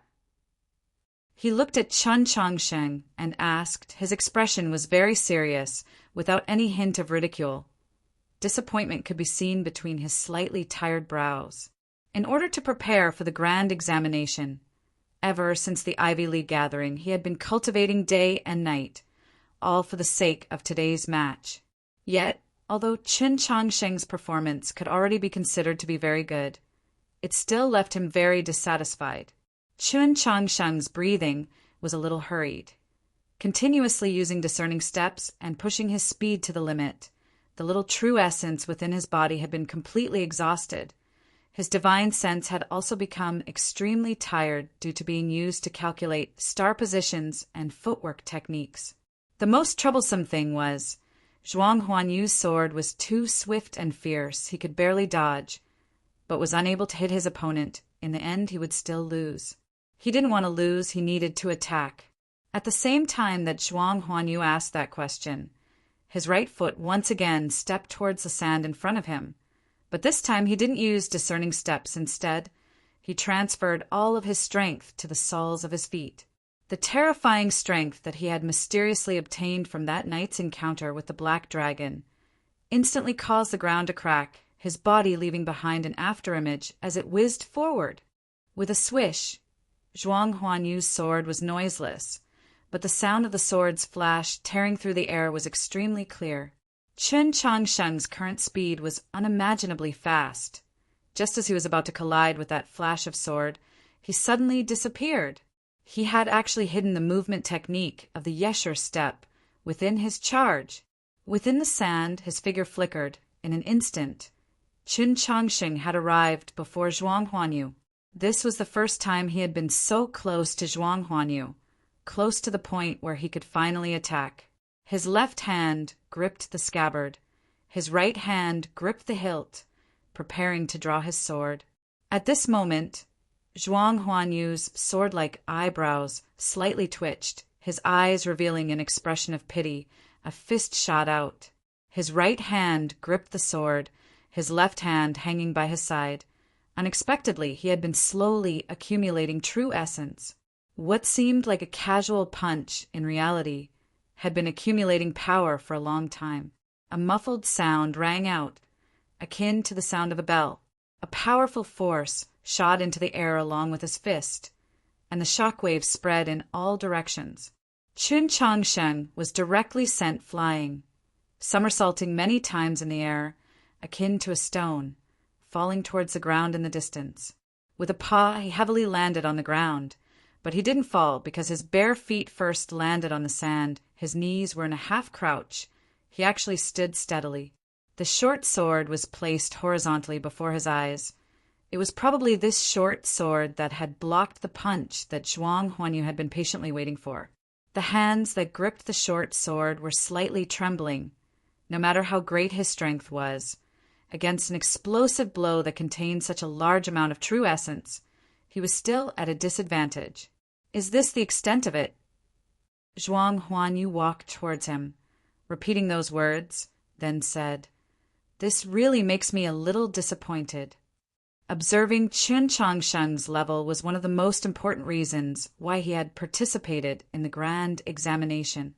When he had seen Luo Luo and Qin Changsheng together outside of Li Palace, in the hall of Zhaowen, by the banks of the river Chu, by the woodlands outside of the Tower of Purging Dust, he had been angry, then calm. The more angry he was, the calmer he became. Qin Changsheng stood up, looked at him, and said, "Defeat me first." Finishing those words, his figure once again disappeared. Within the Tower of Purging Dust, sand flew up, akin to a blizzard. He squeezed out the last of his true essence, using his divine sense to calculate his position at an unimaginable speed. Within the blizzard of sand, his figure would appear and disappear, sometimes in the east, sometimes in the west. In an instant, countless footprints appeared on the ground, densely packed, akin to the stars in the night sky. He walked according to the positions of the constellations. His footwork was extremely strange and hard to grasp, as if in the next moment he would appear in front of Zhuang Huanyu and deliver a fatal blow. No matter how fast or fierce the sword of Hithering Light was, it couldn't catch up to Qin Changsheng in his current state. He didn't look at Zhuang Huanyu's sword, nor did he pay attention to his surroundings. He only minded his own business, using discerning steps. Discerning steps tread on the stars, borrowing the blizzard to conceal itself. There would come a time when it would arrive in front of Zhuang Huanyu. From the looks of it, this seemed to be a very ingenious response. Every time the curved sword flash was about to strike his body, it would always brush past his shoulder. Zhuang Huanyu's expression was slightly stern, but he wasn't nervous. He couldn't clearly see Chen Changsheng's position. He couldn't calculate where Chen Changsheng would appear in the next moment. Thus he closed his eyes. He wasn't using his divine sense to sense Chen Changsheng's position, because, even if he could, his sword wouldn't be able to descend in time. The sword of Hithering Light fell from his hand, touching the yellow sand on the ground, causing it to slightly tremble. He spread out his hands, his black hair wildly fluttering, true essence bursting forth. The sword of Hithering Light's trembling instantly became extremely violent. Chi, chi, chi, chi. Hundreds of sword shadows left the sword's body, instantly filling up the entire space within the tower. In the next moment, several sword shadows appeared slightly sluggish in the northwest direction of the tower. Qin Changsheng was slashed out by those sword shadows. His body heavily collided against the stone wall, falling to the ground along the stone wall, stirring up several plumes of dust. 3 wounds appeared on his body, blood slowly seeping out. "Now I've struck you down." Zhuang Huanyu opened his eyes, calmly saying while looking at him, "With eyes closed I won't see. 100 swords, see you tomorrow. Qin Changsheng doesn't play with swords." Chapter 164. The Sword of Hithering Light was a sword art, but also a sword. It was the sword of Heavenly Academy, or more accurately, it had always been the sword of Principal Zhuang. This sword wasn't ranked on the tier of legendary weapons, but its power wasn't far off from the weapons at the bottom of the tier. If a normal person was hit 3 times by the sword of Hithering Light, no matter how perfect their purification was, they would still be beheaded or at least heavily injured and unable to stand up. Chen Changsheng, however, used his hands to support himself against the stone wall and stood up, but he still received heavy injuries. Blood seeped out from the 3 sword marks on his chest, looking rather terrifying. "Is this all you've got?" Zhuang Huanyu looked at him expressionlessly, paused for a moment, then said with a heavier tone, "How can you be qualified to be Her Highness teacher with this level of skill?" The Highness he was referring to was obviously not the Princess of Pingua, nor Prince Qinlu, but Princess Luo Luo. "If you truly mastered the discerning step, perhaps you could make me wary, but your discerning step is still fake, or perhaps just an imitation. It looks right, but isn't. How can it be used in battle? It's just an illusion. As long as you close your eyes, your movement won't be able to deceive this world." Zhuang Huanyu looked at him and continued, "It's just like how you taught Her Highness those true essence circulation methods. They seem exquisite, but in reality, they're all evil paths that won't allow her to reach the next level. They're just playing petty tricks. If you really want Her Highness to have a better future, then you should let her continue to stay in the Heavenly Academy and solve that problem by studying the orthodox cultivation methods of the profound sections." Yes, this was the origin of his resentment towards Chen Changsheng. This was why he wasn't satisfied with Chen Changsheng. He hoped that Chen Changsheng could become stronger, to prove to himself and the world that he was qualified to be Her Highness teacher, and not like now, easily defeated by him. So he was just a deceiver. That's our tradition, Academy's problem. Thank you for your suggestion, but I may not accept it." Chun Chang Sheng lifted his right arm and used his sleeve to wipe off the blood on his chin, then looked at Zhuang Huanyu and said. Zhuang Huanyu's eyebrows twitched, looked at him unhappily, and shouted, "Are you still going to be stubborn? Reality has already proven that no matter how perfect your purification is, no matter how strong your defense is, you're still no match for the truly strong, because your true essence is too thin and your stage is too low." Chun Changsheng was silent. He lowered his head and looked at the sword hilt that he was tightly holding. Zhuang Huanyu saw that he did not respond, and for some reason became even angrier. In a cold voice, he said, "Cultivation is a great learning, but in the end, one still has to rely on true essence to strike. Since ancient times, the first step in cultivation is purification, followed by meditation and ethereal opening. Every stage has its own logic. Purification is the prerequisite for meditation, but it is not a method of battle. Your true essence is so thin, and you are only at the initial stage of meditation. Yet you want to rely on the power of purification to defeat your opponent. How arrogant and ignorant. Am I wrong to say that you have embarked on the path of evil? It's fine if you leave on your own, but do you want to bring His Highness to this path of no return?" The tower of purging dust was silent. Only the voice of this young expert from the Heavenly Academy reverberated coldly and valiantly, landing on the yellow sand-covered floor. His cultivation level is too low. What can he do? As expected, Chen Changsheng can only reach this point. In the dark room on the second floor, the voice of the headmaster of the Star Seeker Academy resounded. It was a little emotional, a little regretful, and also a little relieved. This room was very large. Everyone sat in their respective seats, remaining silent, listening to Zhuang Huanyu's voice that came from outside the window. They all came to the same conclusion regarding this match. In the previous round, Chen Changsheng was able to defeat the young expert from Shuang City, who was ranked in the top 20 on the proclamation of Azure Clouds. This was because he had used his speed to its maximum and had suddenly displayed discerning steps, causing the expert from Shuang City to be somewhat unprepared. In the end, he lost due to the level of strength that he could fully display in close combat. But in this round, his opponent was Zhuang Huanyu. Zhuang Huanyu was the most outstanding student from the Heavenly Academy. He cultivated the orthodox cultivation method of the Xian sect. Every step of his cultivation was extremely solid and stable, never advancing prematurely. In addition, he had the guidance of the Academy's teachers, making him extremely experienced.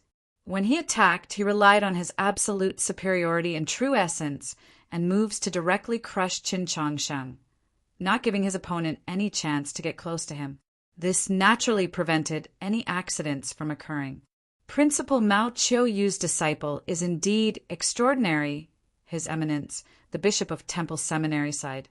The personages in the room had been observing the match for a long time, having seen Zhixiu and Go Hanshi fight.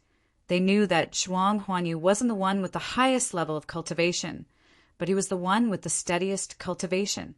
In other words, while it would be difficult for him to explode and defeat an expert like Go Hanshi, as long as it was an opponent with a lower level of cultivation, it would be impossible for them to defeat him. Especially after witnessing this match, people could faintly feel that Zhuang Huanyu's level was even higher than what was rumored to be. Even if he were to go against Her Highness or Zhixiu, he would still have the strength to contend with them. Victory or defeat was difficult to determine. How could his opponent for this round, Qin Changsheng, be his match? That's right. The personages observing the match, including the Li Palace clergy in the other rooms, had already declared Chen Changsheng's defeat. After a few matches, people had already confirmed that this student of Orthodox Academy, who couldn't cultivate a few months ago, had indeed completed his purification, but he was only at the initial stage of meditation. Whether it was true essence quantity, purity, or other aspects, there was still a large gap between him and the true experts that participated in the grand examination. For Chen Changsheng to be able to reach this stage and enter the top 8 of the grand examination. Apart from luck, he had completely relied on his unimaginable speed and strength. But now, his luck had lost its meaning because all of his opponents were true experts, no matter how unfathomable speed or strength was. It was meaningless because those experts could directly crush him in terms of cultivation level and quantity of true essence. As long as he didn't act like the youth expert from Shuang City in the previous round and make a huge mistake in tactics, he had no chance of victory. The difference in cultivation level wasn't something that could be made up for with hard work or courage. Sure enough, quantity of true essence is still the most important. Chen Changsheng looked at the dagger that was tightly gripped in his hand and said to himself. Zhuang Huanyu looked at him and faintly frowned, not knowing what he meant by those words. Chen Changsheng's face didn't show any expression, seeming a little wooden. No one could see that he was currently struggling internally, hesitating whether or not to take the risk. A cultivator's true essence originates from the stars in the night sky, while absorbing starlight for purification. The star brilliance that contained a strange energy would also enter the cultivator's body, waiting for the moment of meditation to be triggered or ignited by the cultivator's divine sense, becoming true essence that the cultivator could use as they wished. Chen Changsheng's true essence quantity was indeed very small and impure. His meridians were all broken. How could he allow his true essence to circulate freely? But his body still contained a large amount of star brilliance. In other words, if he wanted to, he could allow himself to have even more true essence. But that would be an extremely large risk. In the underground space beneath the abandoned well at New North Bridge, before that black dragon, he didn't know why, but he had actually skipped over the bottleneck of purification and directly succeeded in meditation. His current body was much stronger than it was at that time, but it was still very difficult for him to make the decision to attempt meditation again, because if he failed, there was a high chance that he would die. The medical record on the scripture of meditation, as well as his own experiences, both proved this point.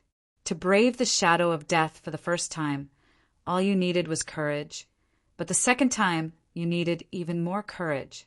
Thankfully, on the night of the Ivy League gathering, on the day of forced meditation, in the underground space, before that black dragon, he had already experienced 2 life and death situations. Towards death, which he had pondered for many years, he had undergone 2 true reflections. He had thought through many things, facing death. He still wouldn't surrender, but he wasn't as fearful as before. Just like now, facing a strong foe like Zhuang Huanyu, he wouldn't surrender, nor would he fear. He raised his head, looked at Zhuang Huanyu, and said, "If that's the case, then I'll try." Try what? Apart from him, no one in the tower knew. They couldn't even guess. Chen Changsheng closed his eyes, took a deep breath, then let it all out. It was as if bubbles were bubbling up from the bottom of a spring. In between breaths, his lungs seemed to be devoid of air. It was suddenly empty, an emptiness that didn't even have air. His sea of consciousness awoke.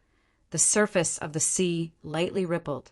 An extremely condensed divine sense emerged from within his sea of consciousness, drifting upwards, heading somewhere in the azure sky, as if it was about to leave this world. In another instant, that divine sense returned from the azure sky to the ground, shrinking back, entering his body from the outside, arriving within that small world. His divine sense transformed into a gust of wind, freely traversing within that world. The gust of wind was him. He was the gust of wind. He saw the 9 mountain ranges, saw the boundless wilderness, saw the lake that was suspended in midair. Finally, he saw that snowy plain. The snowy plain had been sliced into dozens of pieces by extremely deep cracks. Compared to the time he had used meditation and introspection a few days ago, the snowy plain was much thicker.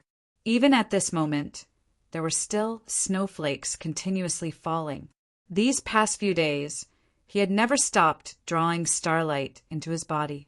Those snowflakes were all extremely pure star brilliance. As long as they were touched by divine sense and ignited, they would become clear water that nourished this world. That clear water was true essence. Using Zhuang Huanyu's words, using many people's words, using the scripture of the way. For cultivators, the most important thing was true essence. Chun Chang Sheng hesitated for a very short moment. He really wasn't afraid of death, but he didn't want to experience that kind of pain again, because that kind of pain could very well cause him to faint on the spot.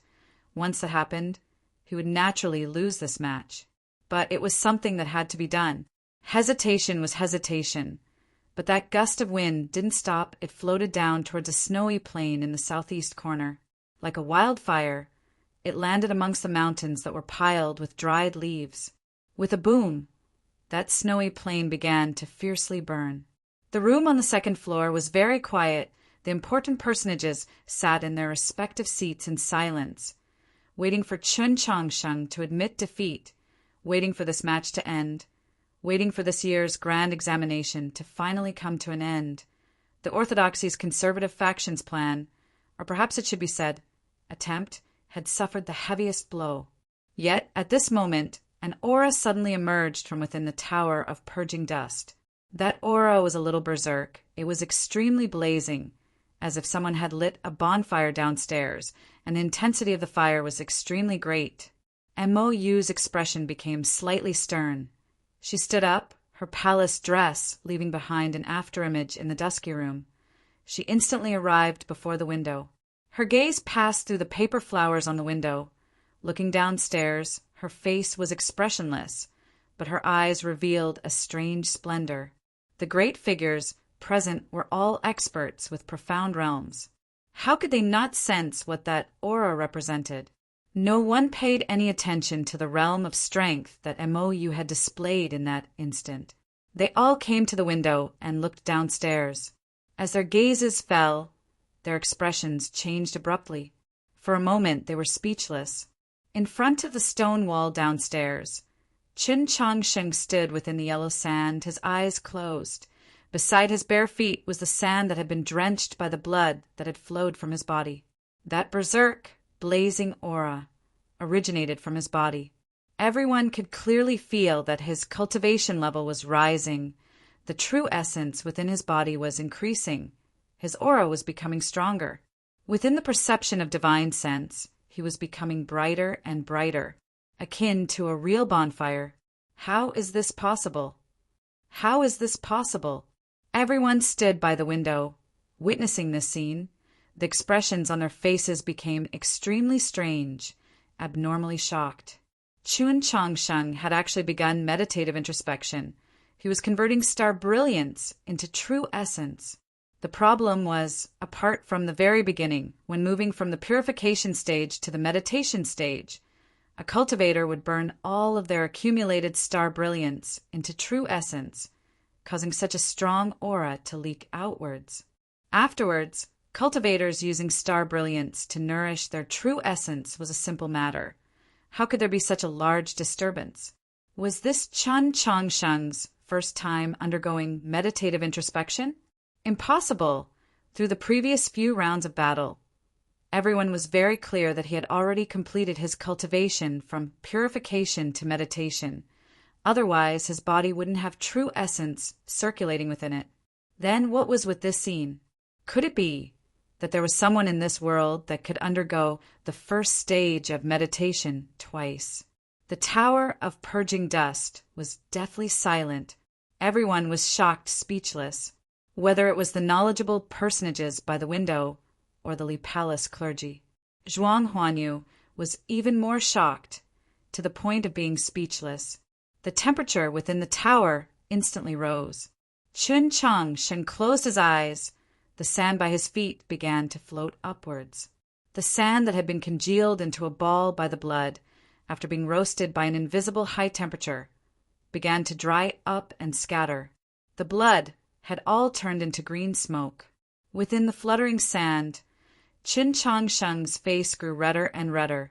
His body could be felt becoming hotter and hotter.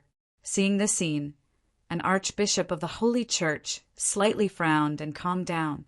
He didn't know how Chun Changsheng was able to undergo a second stage of meditation, but he could see that this youth had no way of controlling the burning of star brilliance within his body. If this continues, Even if he doesn't burn to death, his mind will suffer from the burn, said Prince Chen Lu worriedly. As long as purification was successful, a cultivator's body would be able to withstand the high temperature and strength brought about by the conversion of star brilliance into true essence during initial meditation. But Chen Changsheng's current meditation was clearly a little strange. The amount of star brilliance burning within his body seemed to be a little too much. His body's temperature couldn't help but continuously rise. The tower of purging dust became hotter and hotter. The sound of cicadas could suddenly be heard from outside, as if summer had arrived early. Deep within the palace there was a palace. In a corner of the palace there was a gray clay basin. Within the basin was a plant with several green stems, but only a single green leaf. The edge of the green leaf was slightly withered and slightly curled. My memory has indeed deteriorated when I get old. I actually forgot to water it again. His Holiness walked to the side of the basin, sighing as he looked at the green leaf. He then picked up a wooden ladle and extended it towards the pond beside the basin. I just remembered that today is Monday. I'll have to trouble everyone to vote for me. Thanks. I'll try to finish the next chapter before 12:30. Chapter 165. The clear water slowly flowed out from the ladle and fell into the gray pottery basin. The green leaves were hit by the water and kept bouncing. After watering the water, the Pope threw the wooden ladle back into the pond and walked out of the hall with his hands behind his back, as if he had done something very normal. The soil in the pot became moist, and the previously withered green leaves returned to their original state. The edges were no longer curled, and the veins of the leaves became clearer. A dew-like water droplet gently rolled on the surface of the water. Many days ago, His Holiness the Pope and His Eminence the Bishop had a conversation here. Back then, His Eminence the Bishop had said that maturing required the nourishment of rain, and sometimes, even more so, pressure. Right now, that green leaf had already endured too much pressure, or perhaps it was precisely the time when it needed the nourishment of rain. The tower of purging dust was within the green leaf world. Chun Changsheng's body was burning hot and his face was red. The blood on his clothes had already evaporated. His aura was getting stronger and stronger. At the same time, the restlessness in the building was getting stronger and stronger. Mo stood by the window, looking at the proud youth who was enduring the pain. Her expression was still indifferent, but her hands were already clasped together in her sleeves. "Can you make him stop?" Prince Chen Lu glanced at her imperceptibly and asked. Mo remained silent. Chun Changsheng was currently at a crucial moment in his initial meditation, not to mention that he had his eyes closed and was unaware of what was happening around him. Even if he could communicate with the outside world, he still wouldn't be able to stop the star brilliance within his body from burning. If he could do that, why would he be in such a dangerous situation?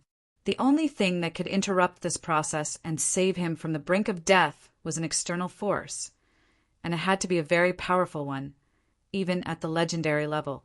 In the capital, only 2 people had this kind of power, the Pope and the Divine Empress. The problem was that Chun Changsheng and the Orthodox Academy were the symbols pushed out by the Orthodoxy elders loyal to the Chun imperial family and the conservative factions to challenge the current order. How could the Divine Queen and the Pope act? The temperature inside the tower of purging dust became higher and higher. The sound of cicadas outside the tower became louder and louder. This was the reaction of the green leaf world. In the end, Chun Changsheng had still underestimated the degree of danger of burning star brilliance. This was because the condition of his body was different from the others. Ever since the heavenly tomes had descended upon the world, this continent had never experienced a situation like his. Even the 3,000 scriptures of the Way didn't have any similar records. He could really die from this, or be burnt into an idiot. Who can change all this? Who could extinguish the invisible fire in his body and lower the temperature of the green leaf world? At this moment, a drop of rain suddenly fell from the blue sky. Then came 1,000 drops of rain, 10,000 drops of rain, a torrential downpour. Hua, hua, hua, hua. A majestic downpour descended from the sky, falling upon the black eaves of the tower, falling upon the yellow sand, also falling upon Qin Changsheng's body. There was no sound except for the rain. Everyone looked at the sky and the pillar of rain.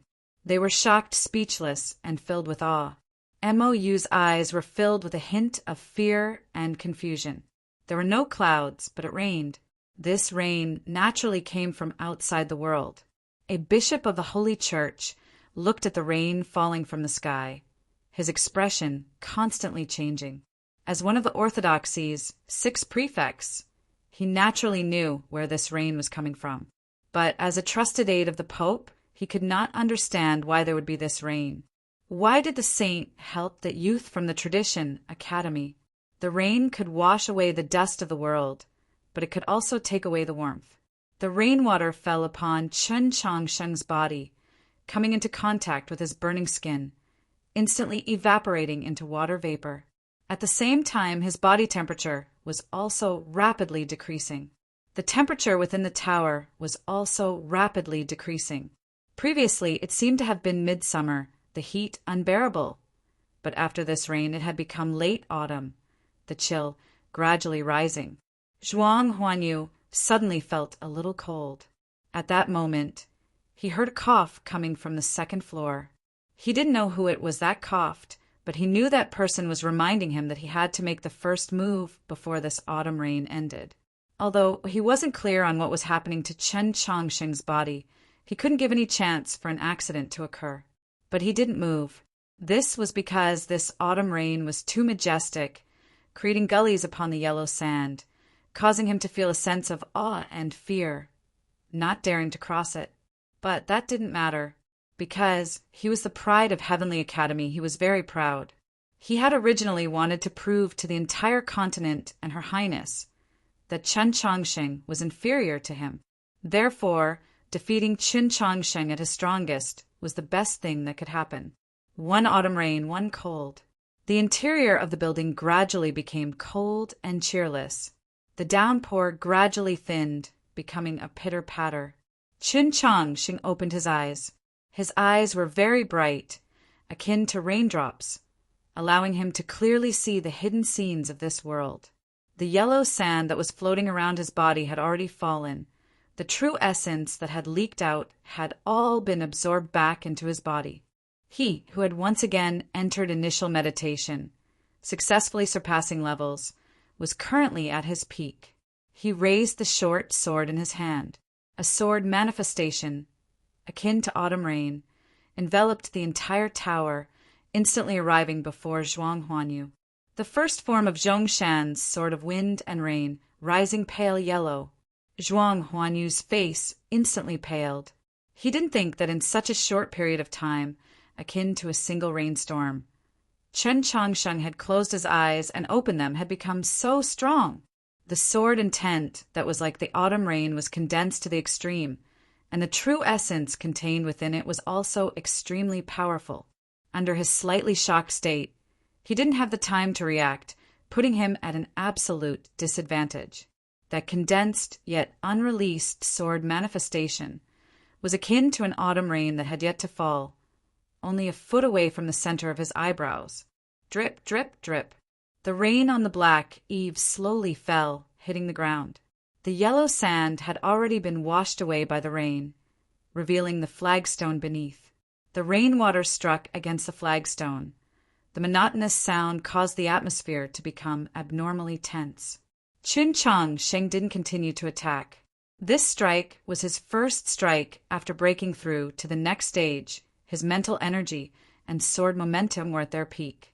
For Zhuang Huanyu to momentarily lose focus, it was highly possible that he would be defeated by this strike. But he didn't. He waited for Zhuang Huanyu to regain his senses. This was because when he had closed his eyes in meditation, Zhuang Huanyu had given him time. Whether it was due to the gully that had been created by the autumn rain within the yellow sand, causing Zhuang Huanyu to not dare to advance, or due to pride, he had given Chen Changsheng a chance. Therefore, Chen Changsheng was now returning this chance to him. The tower of purging dust was silent. A battle between youths is indeed different. Someone on the second floor sighed. If it was an adult, in an important competition like the grand examination, they definitely wouldn't give their opponent any chances. Only youths would do this.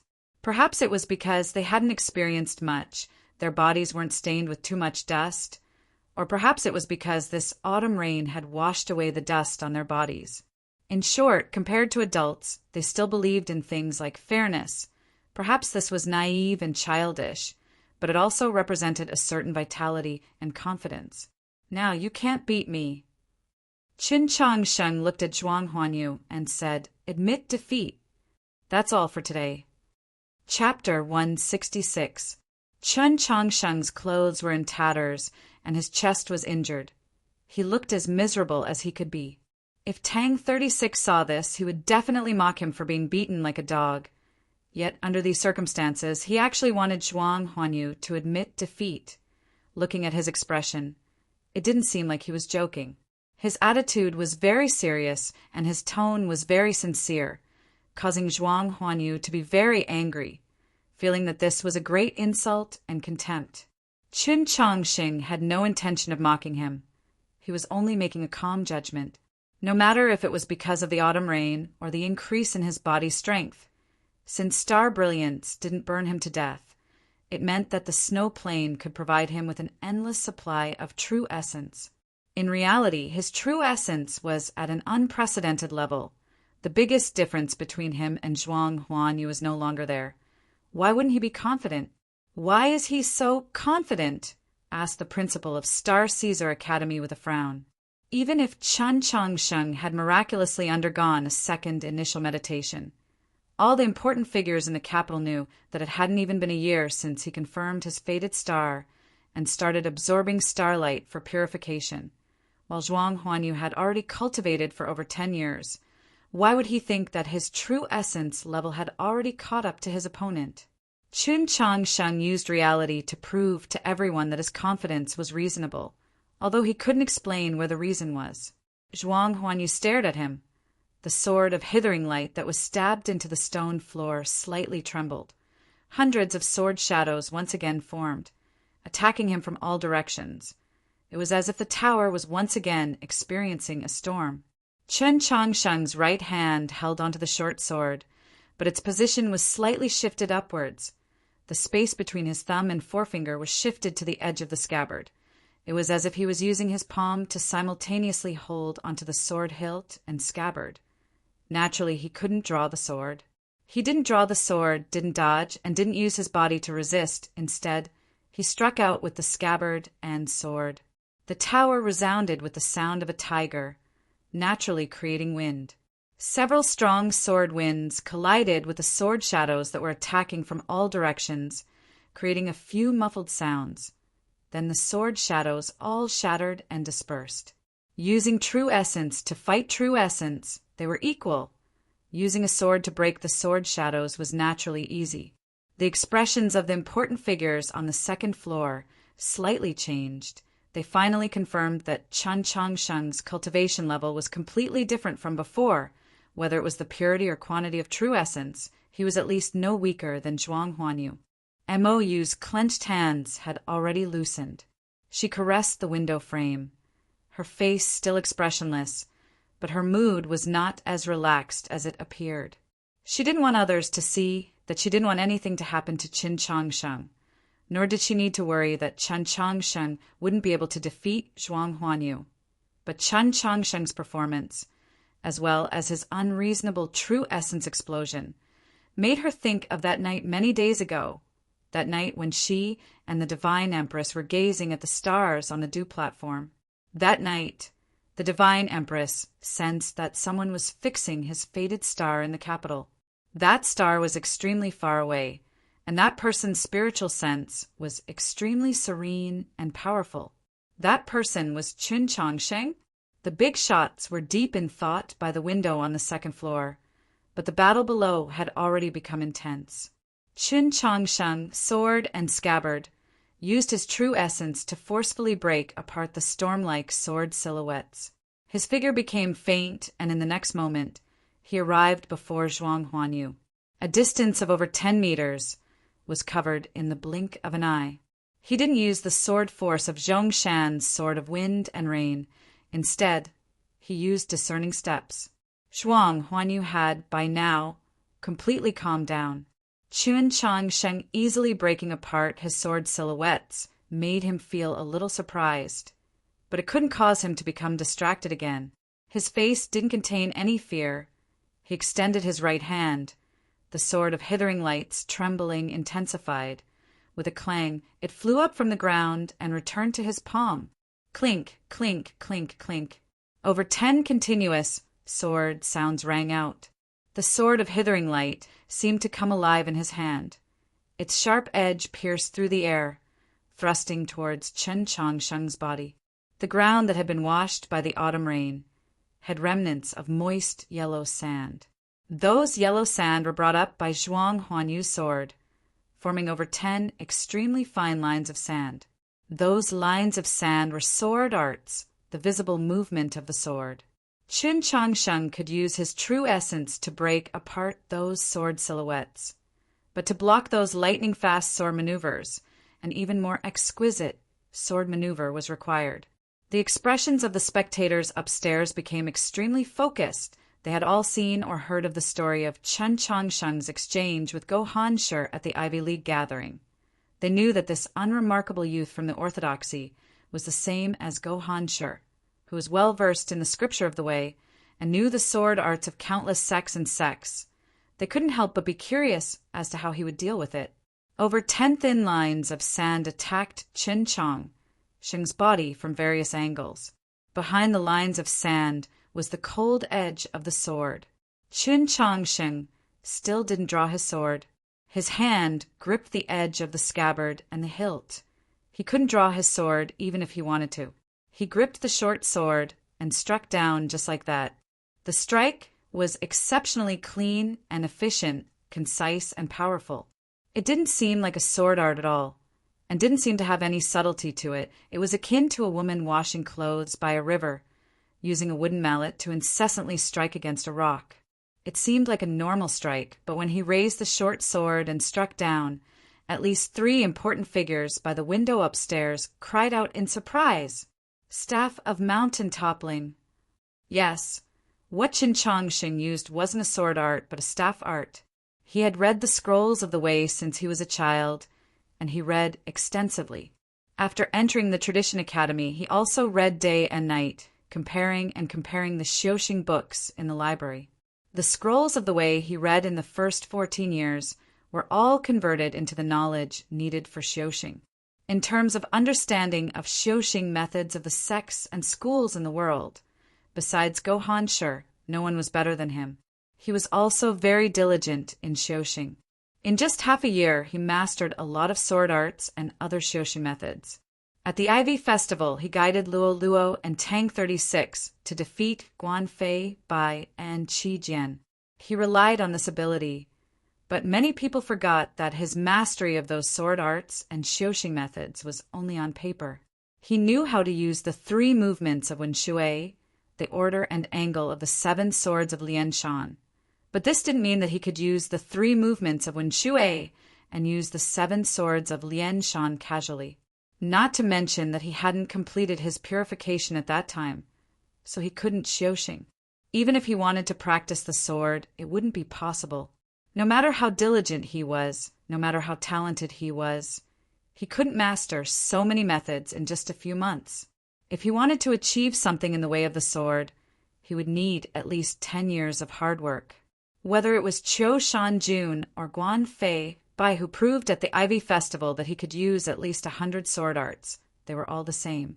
Other people might have forgotten this, but Chen Changsheng himself wouldn't.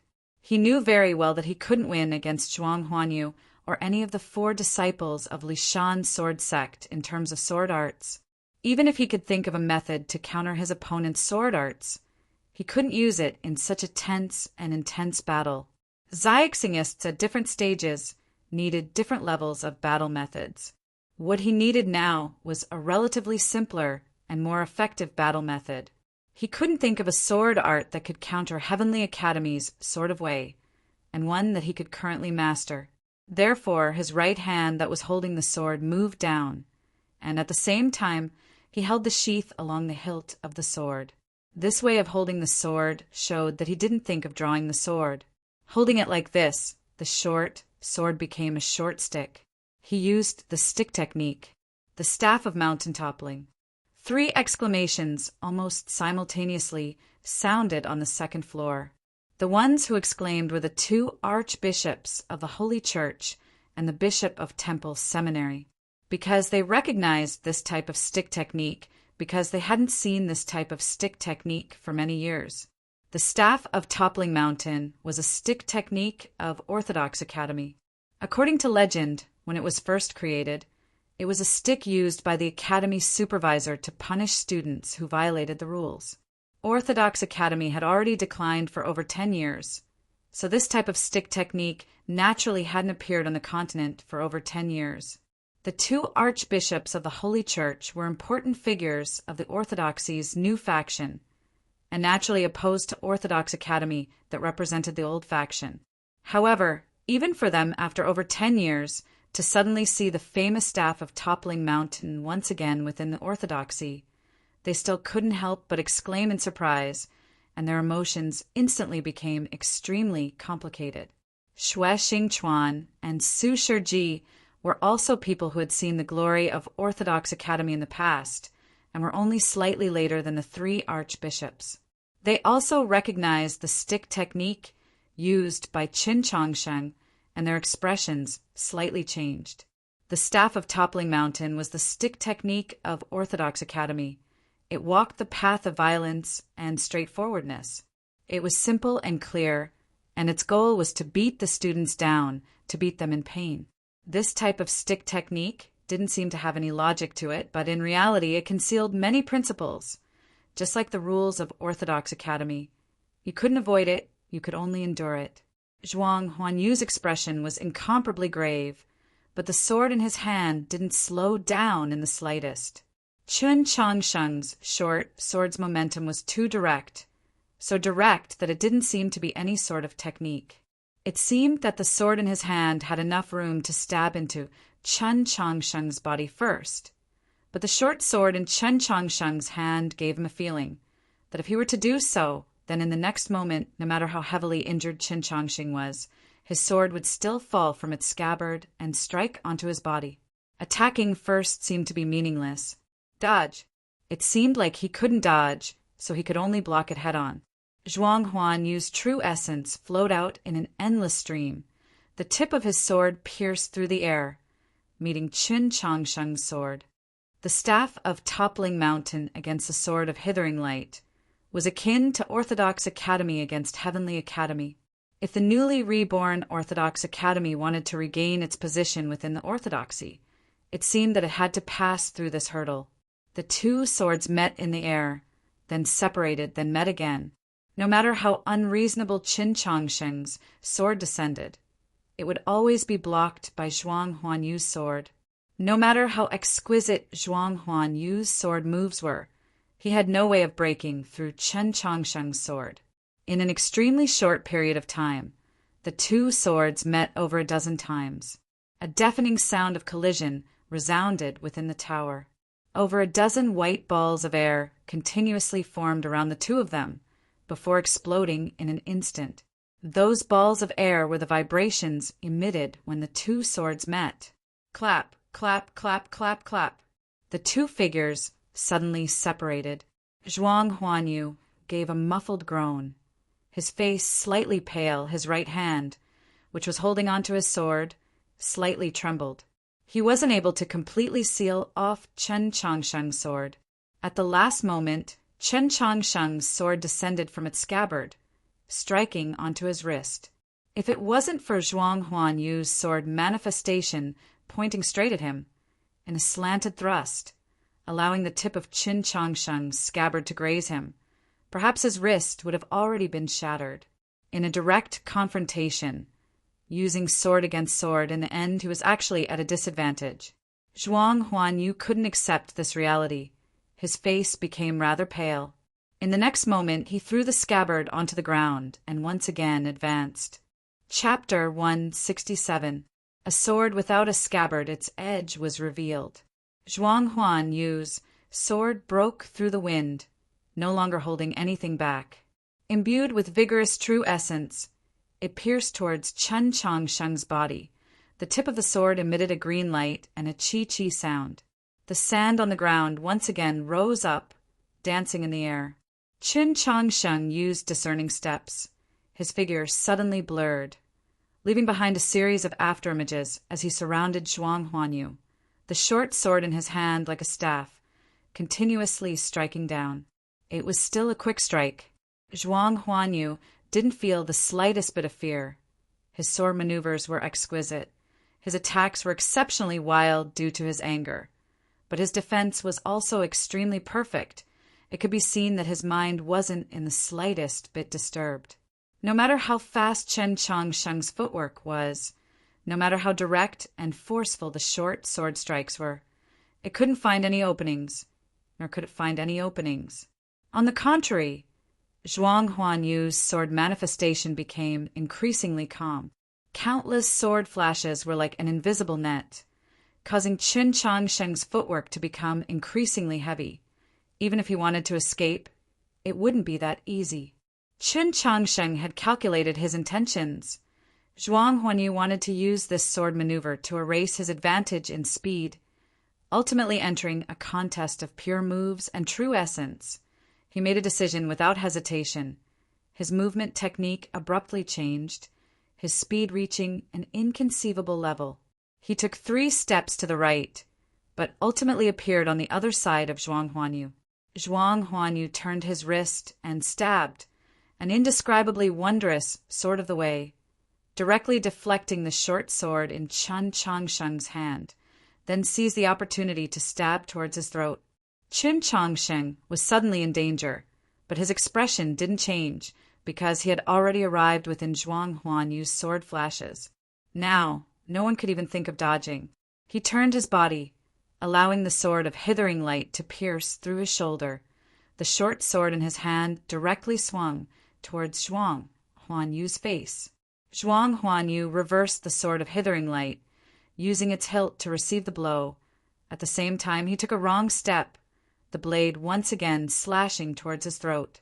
In the blink of an eye, the situation of the battle had greatly changed. A concentrated clashing sound once again resounded within the tower.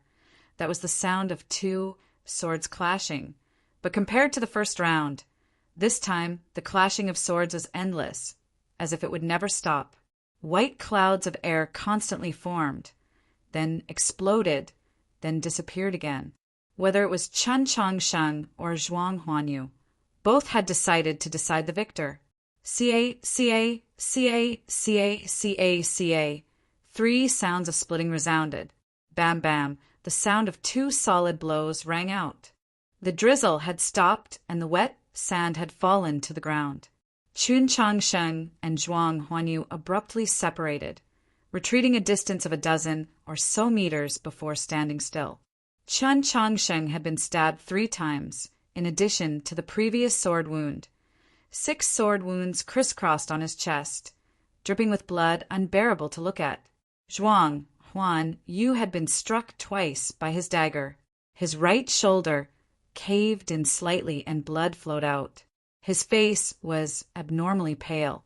The edge of the sword was peerless, while the rod was a blunt weapon. 3 swords in exchange for 2 rods, no matter how one looked at it.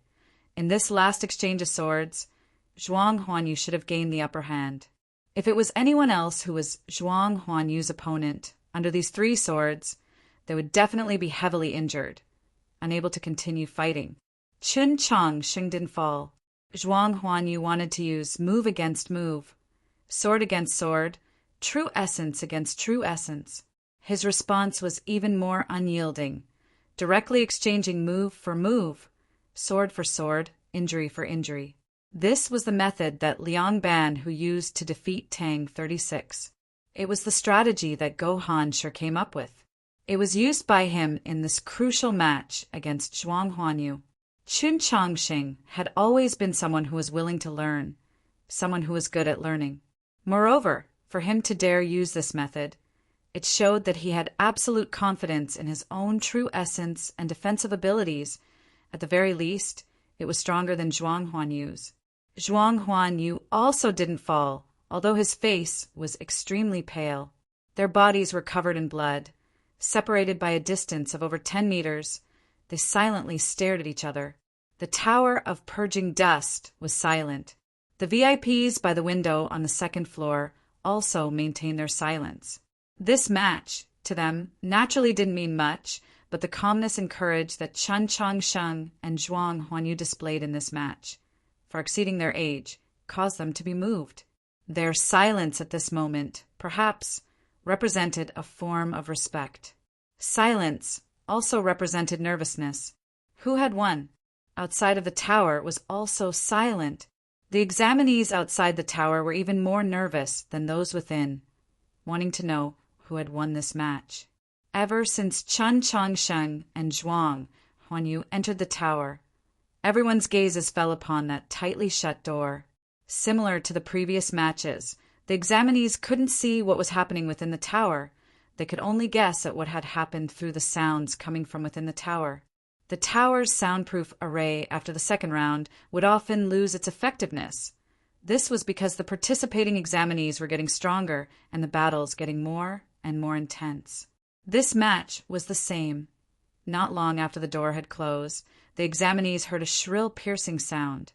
They knew that it was the sound of a sword, but didn't know if it was Zhuang Huanyu's or Qin Changsheng's sword. Then they heard a dull sound, as if someone was striking a bell within the tower. Some guessed that it was the sound of a fist imbued with true essence. What happened next became a little strange. Because the tower had suddenly quietened down, the sounds of cicadas could be heard from outside. Even the temperature had risen by a little, as if it was summer, and then rain suddenly fell from the cloudless blue sky. That rain didn't wet a single inch of the ground outside the tower. It only fell within the tower, making it seem like a waterfall. Then the sound of swords rang out again, without stopping, until finally everything became silent. This match should have ended. Who had won and who had lost? The three from Orthodox Academy were the most nervous. The woodland's atmosphere was stifling. Xian Yuan widened his eyes, staring at the tightly shut door, continuously rubbing his hands, his forehead filled with sweat. Luo closed her eyes. Her small hands formed fists in front of her, silently praying for Qin Changsheng. Tang 36, with his hands behind his back, paced back and forth, his lips slightly moving, mumbling to himself. He didn't ask what Qin Changsheng's trump card was, or where his confidence came from. He knew that Qin Changsheng had definitely prepared for this match, but he also knew how strong Zhuang Huanyu was. Zhuang Huanyu was his senior from Heavenly Academy and also someone he had always wanted to surpass. Only by getting closer could they clearly hear what he was muttering to himself in a low voice. Too optimistic, too optimistic. We've trusted him too much. How can we win? How can we win? You must win, but how can you win? At this moment, the door to the tower was pushed open. All the examinees, simultaneously, looked over. Luo opened her eyes, filled with hope and worry. Tang 36 stopped pacing. He also stopped muttering to himself. But he didn't look over because he didn't dare to. The first person to leave the tower was Qin Changsheng. His entire body was covered in blood. His feet were bare, his clothes were tattered, his body was covered in sand. Compared to the previous rounds, he looked more like a beggar. The area surrounding the stone plaza was still silent because it was still unclear who the victor of this match would be. Guan Fei Bai, after his equally desperate battle with Zhixiu, was the first to leave the tower, but he was the loser. At this tense moment, Chen Changsheng suddenly turned around and entered the tower. The match had already ended. He had already left the tower. Why did he turn around again? Everyone was stunned. They didn't understand what was going on. Not long after, he once again walked out. This time, he had a pair of boots in his hands. A brand new pair of boots. A strange cry suddenly resounded. It was Tang 36's strange cry. On the surface, he didn't look, but in reality his peripheral vision had always been looking in that direction. He let out a strange cry and charged towards Qin Changsheng.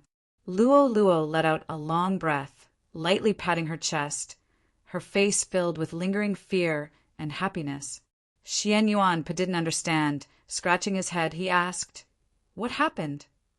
Luo Luo said, "Master One, I have to go pick up my in-laws early tomorrow morning, so I'll try to sleep early. Good night, everyone. Sweet dreams." Chapter 168. At a time like this, he still hadn't forgotten about the boots he had previously dropped. This naturally meant that Qin Changsheng had won. As expected, Zhuang Huanyu didn't appear. The one who did was a Li Palace clergyman, who announced the result of the match.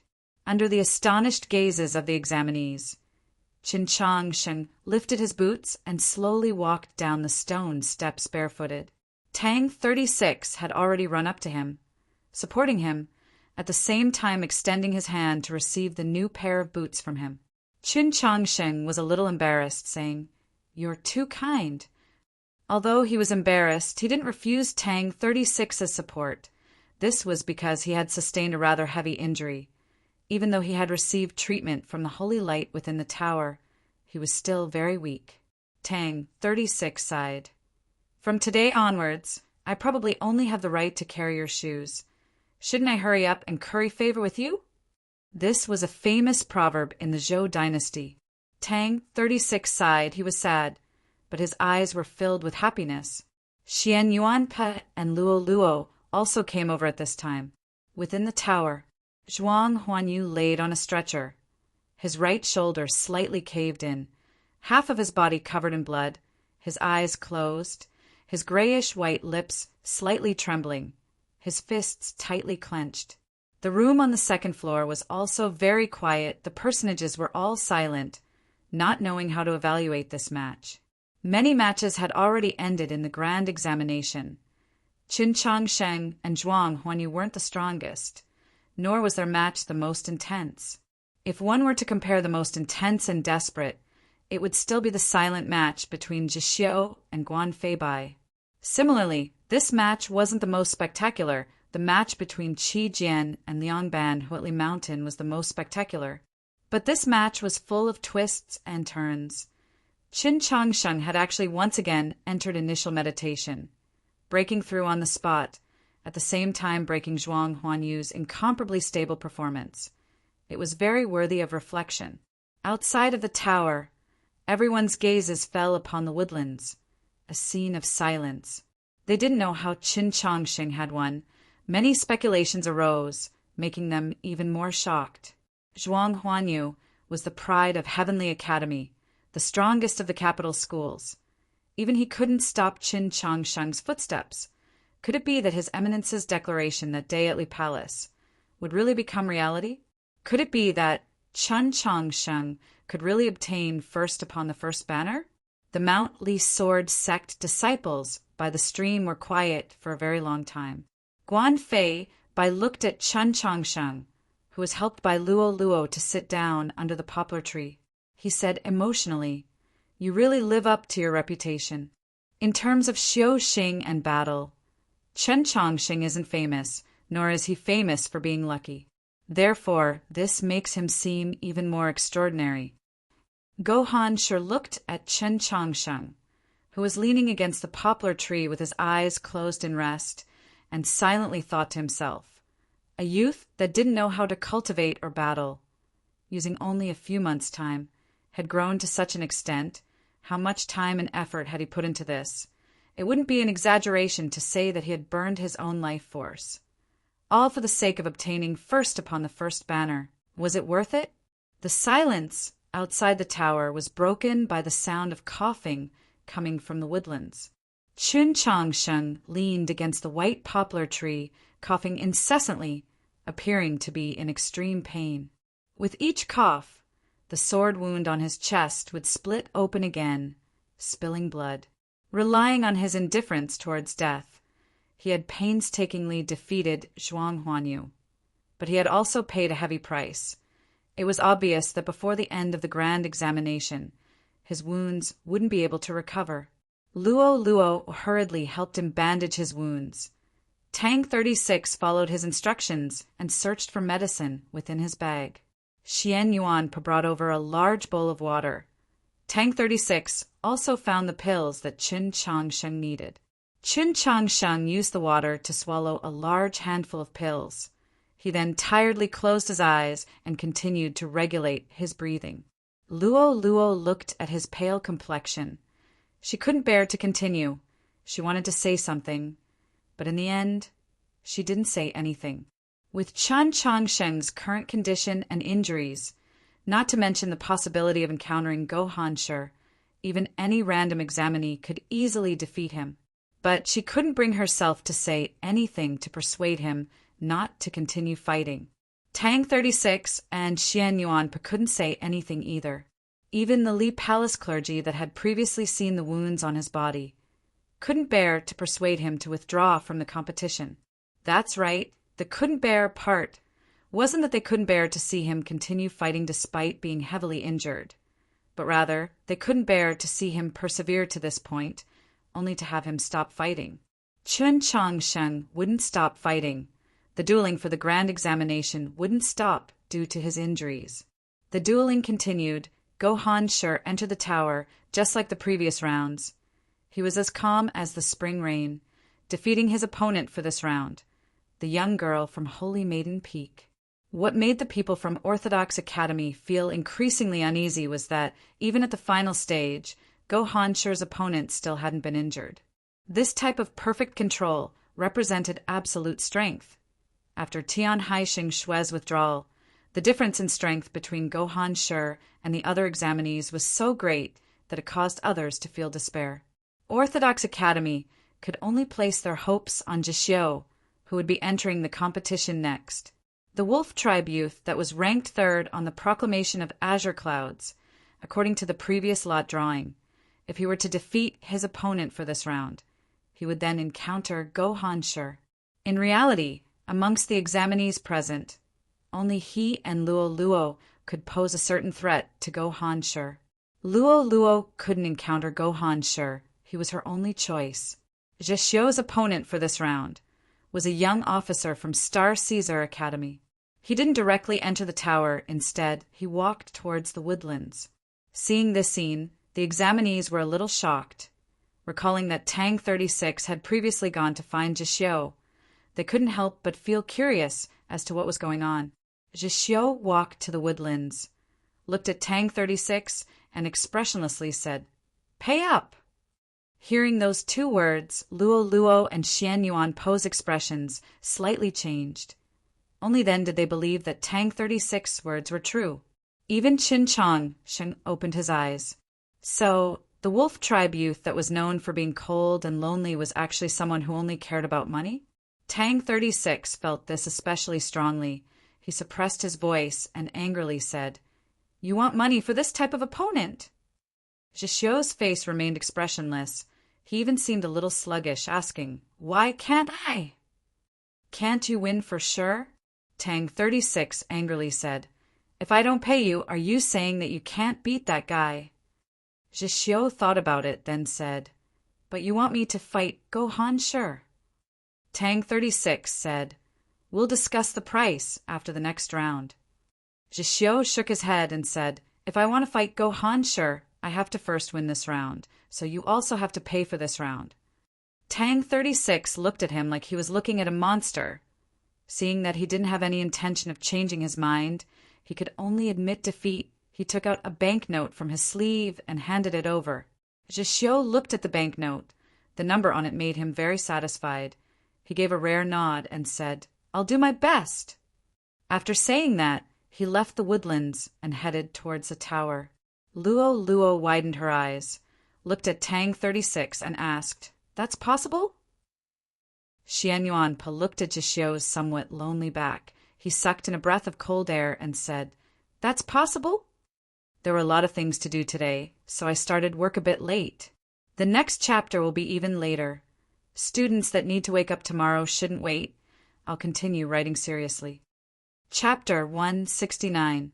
Someone saw Tang 36's hand over a piece of paper to Zhixiu, but no one connected it to a banknote.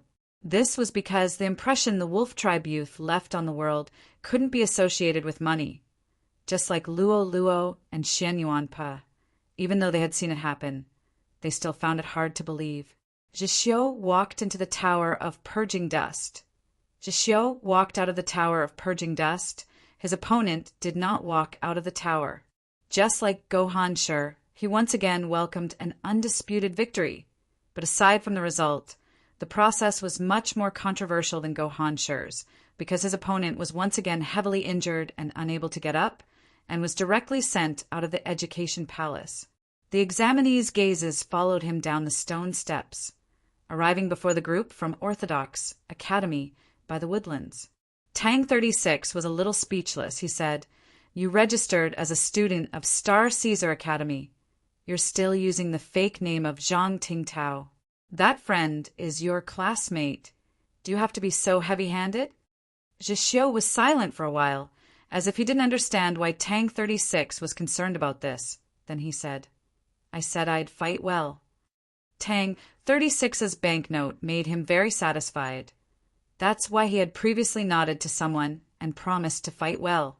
To the wolf tribe youth who didn't understand and didn't care about the ways of the world, fighting well meant fighting with all your strength. Then his opponent's fate could be imagined. "Then what are you doing here?" The examinees' gazes were focused on the woodlands. This made Tang 36 feel a little pressured. He didn't want the deal between Orthodox Academy and Zhixiu to be known. It had nothing to do with honor. It was purely because he wanted to keep this a secret. Zhixiu was a secret that could be bought with money. Zhixiu was now the equivalent of a mercenary for Orthodox Academy. Such a powerful mercenary. It was obviously best if no one knew about it. "I'm here to discuss the price," said Zhixiu. Tang 36 understood that he was referring to the next match. Without any surprises, Zhixiu was up against Gohan Shi. Luo Luo and Xian Yuanpa lowered their heads and looked at the grass on the ground, not saying a word, hiding their embarrassment. Chan Changsheng didn't. This was his business. If he was going to be ridiculed afterwards, he felt that the target of ridicule should be himself, not Tang 36. "The thing you want, I can't guarantee whether I have it or not, but I'll do my best to give it to you," he said while looking at Zhixiu. Zhixiu stared into his eyes, his expression indifferent, and said, "You must have it." Chun Changxing said, "If there is, I will give it to you." Zhixiu was quiet for a very long time, then said, "Yes." Then he looked at Tang 36. After a long silence, he said 3 times. Tang 36 paused for a second and then came back to his senses. He suppressed his excitement and said calmly, "No problem." Zhixiu nodded at him once more, then turned and walked out of the crowd. "Looks like this guy only knows how to kill and doesn't know how to negotiate." Tang 36 looked at his back and sighed. Beating up Gohan Shi was only 3 times the price of beating up that Star Caesar Academy examinee. Zhixiu's asking price really surprised him. Then he remembered something and turned around to look at Qin Changsheng. He frowned and asked, "You know what he wants?" It was obvious that the wolf tribe youngster was in need of money. This was only one of the reasons why he was willing to help the Tradition Academy. The most important reason was that he wanted something from Qin Changsheng. Qin Changsheng glanced at Luo Luo and said, "I can roughly guess what he wants, but I'm not sure if I can help him." The last match of the quarterfinals was between Luo Luo and the young scholar from Scholartree Manor, Zhonghui. As expected of the young genius, ranked 9th upon the proclamation of Azure Clouds. Within the tower, Zhonghui displayed an extremely strong true essence cultivation and sword arts, successfully persisting for the time it takes for half an incense stick to burn. After the Li Palace clergyman announced the result, Zhonghui silently left the tower. Looking at the slightly lonely back of the young scholar from Scholartree Manor, Luo Luo didn't feel anything. She quietly looked at the door, waiting for the arrival of her next opponent. She didn't leave the tower. She requested to fight the first match of the semifinals. The important figures on the second floor had to give her this bit of face. The door to the tower closed. After a while it opened again. Hearing that creaking sound, Luo Luo walked over and carefully helped her opponent inside. Her opponent for this round was Qin Changsheng. The floor that had been washed by the rain had some moist sand left on it. The stone steps that leaned against the walls of the round tower could be considered clean and also relatively dry. Luo Luo helped Qin Changsheng to sit on the stone steps and passed him some water, feeding him a mouthful and saying, "How much longer before the medicine's effects disperse?" Qin Changsheng looked at the golden thread that was wrapped around his left hand's ring finger and said, "It's already a bit better. You don't have to worry. If it still doesn't work after a while, I'll think of something." Luo Luo said, "Then you should rest a bit longer." Qin Changsheng looked towards the second floor, thinking to himself, "Is this appropriate?" The Tower of Purging Dust is the arena for the grand examination. After examinees enter the tower, their minds would be focused on the battle, rarely having the opportunity to take a good look at the tower. At this time, he could take a good look, but he still felt a bit uneasy. "Will people talk about it?" he asked, looking at Luo Luo. Luo Luo originally wanted to say that she wasn't afraid of others talking, but thinking of his cautious nature, her eyes turned slightly and she said, "Then let's talk." What should they talk about? Has the great banyan tree within Orthodox Academy become thicker? Can they still see the general store at the entrance of 100 Blossoms Lane while standing on the tree's arm?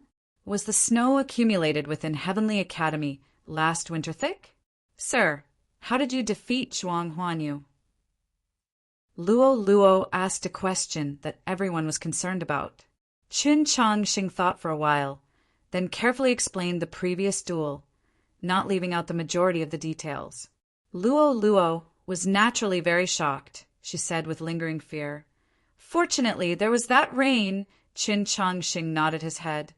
Now that he thought about it, if that cold rain hadn't descended from the sky, even if he hadn't been burned to death by the star brilliance, he would have been heavily injured by the high temperature. That rain, where did it come from? The Education Palace is within His Holiness Green Leaf World. Only His Holiness can make it rain here.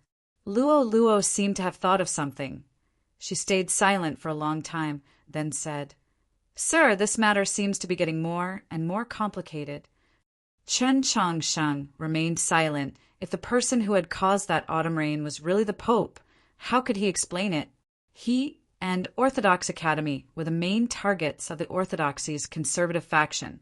Everyone knew that the Orthodoxy's conservative faction, or rather, those important figures loyal to the imperial Qin family, were targeting Her Divine Majesty and His Holiness. Why did His Holiness help him? To be more accurate, to save himself? The entire continent knew Orthodox Academy's new students, His Eminence's declaration. Both contained many hidden problems. Qin Changsheng, as the person involved, was obviously more clear, but he had never thought about this aspect before. Firstly, it was because he didn't want to think about it. His goal had always been first upon the first banner. Whatever the important figures of the capital wanted to do had nothing to do with him. Secondly, he couldn't understand. The thoughts of those important figures weren't something a youngster like him could guess. At least, from the looks of it, it's beneficial for me. Qin Changsheng looked at Luo Luo, who had a serious expression, and comforted her. Luo Luo said, "I think perhaps we can take advantage of it."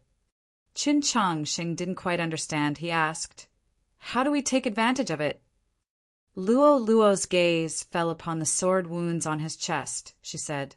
"Later, during the battle, try to take as many risks as possible." Qin Changsheng understood her meaning. If it was according to Luo Luo's original intention, she definitely wouldn't have suggested that. But since Qin Changsheng had to take first upon the first banner, then it had to be done. She and Qin Changsheng didn't know what those important figures were thinking, but they knew what those important figures had already done. There were many important figures that wanted Qin Changsheng to fail, but there were also many important figures that didn't want Qin Changsheng to die. If His Holiness could cause the Education Palace to rain once, then he could cause more rain. Therefore, Qin Changsheng should take the risk, seeking life in the midst of death, Only then could he borrow the influence of those important figures, or perhaps borrow His Holiness' reign for a few more times. The so-called borrowing was taking advantage of the situation. Luo Luo said uneasily, "But you have to be careful."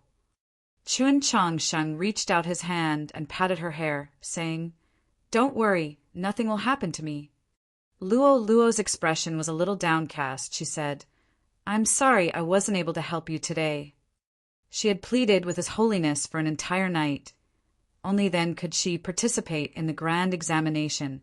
Placing had no meaning to her. What she needed to do was to protect and escort Qin Changsheng. For example, she had defeated Zhong Hui in the previous round. Only then could Qin Changsheng sit upon the stone steps and rest, not needing to face the supreme arts of scholarly manner with a heavily injured body. But in her eyes, this didn't mean much. Her targets were Tian Haixing Shui and Go Han Shi. Tian Haixing Shui had withdrawn from the competition because of her, but that still left Go Han Shi. The Tower of Purging Dust was very quiet. Outside of the tower, however, it was very lively because no one was concerned with the outcome of the match within the tower. Everyone knew what Her Highness would do. The examinees formed groups of 2 or 3, discussing the previous match, discussing the possible placings, guessing how strong Qin Changsheng was and how many moves he would be able to take from Go Han Shi. But as time passed, the Tower of Purging Dust remained quiet. The door still hadn't opened. The examinees began to feel bored from waiting. Some of them even began to feel sleepy. Guan Fei Bai looked towards the tightly shut door of the tower, angrily saying, "What kind of logic is this?" Liang Ban, who looked towards the woodlands, shaking his head and sighing, "Even someone like Tang Tang feels embarrassed. Her Highness, how could she be so shameless?" Go Han Shi remained silent, thinking about how Orthodox Academy, in order to allow Qin Changsheng to place first upon the first banner, would stop at nothing. That final match probably wouldn't be too simple. By the woodlands, Xian Yuan Pa was crouching on the ground, looking at something. Luo Luo, who had previously been crouching with him, had now been replaced by Tang 36. Countless gazes fell upon them, making them feel pressured, embarrassed to raise their heads, too embarrassed to even speak. They could only hum and sing. "What's this?" Within the tower, by the window on the second floor, the Archbishop of the Holy Church looked at the youths on the steps, his expression extremely ugly. Qin Changsheng and Luo Luo were chatting, master and disciple huddled together, whispering to each other. The scene was actually very pleasing to the eye, very young and moving. The problem was this was the Tower of Purging Dust, the solemn arena for the grand examination, not Orthodox Academy's pond, nor the 100 Herb Gardens melon trellis. Xue Xingchuan slightly frowned, saying, "This isn't appropriate." Prince Chen Lu really wanted to laugh, but out of consideration for the feelings of those present, he refrained from doing so. Mou's face was expressionless. She quietly looked at Qin Changsheng and Luo Luo, her brows furrowed with impatience. Everyone knew what Luo Luo's intentions were. She wanted to turn this match into a time for Qin Changsheng to rest and recover from his injuries. Naturally, the longer the better. Yet, the entire continent was anxiously awaiting the grand examination's final ranking.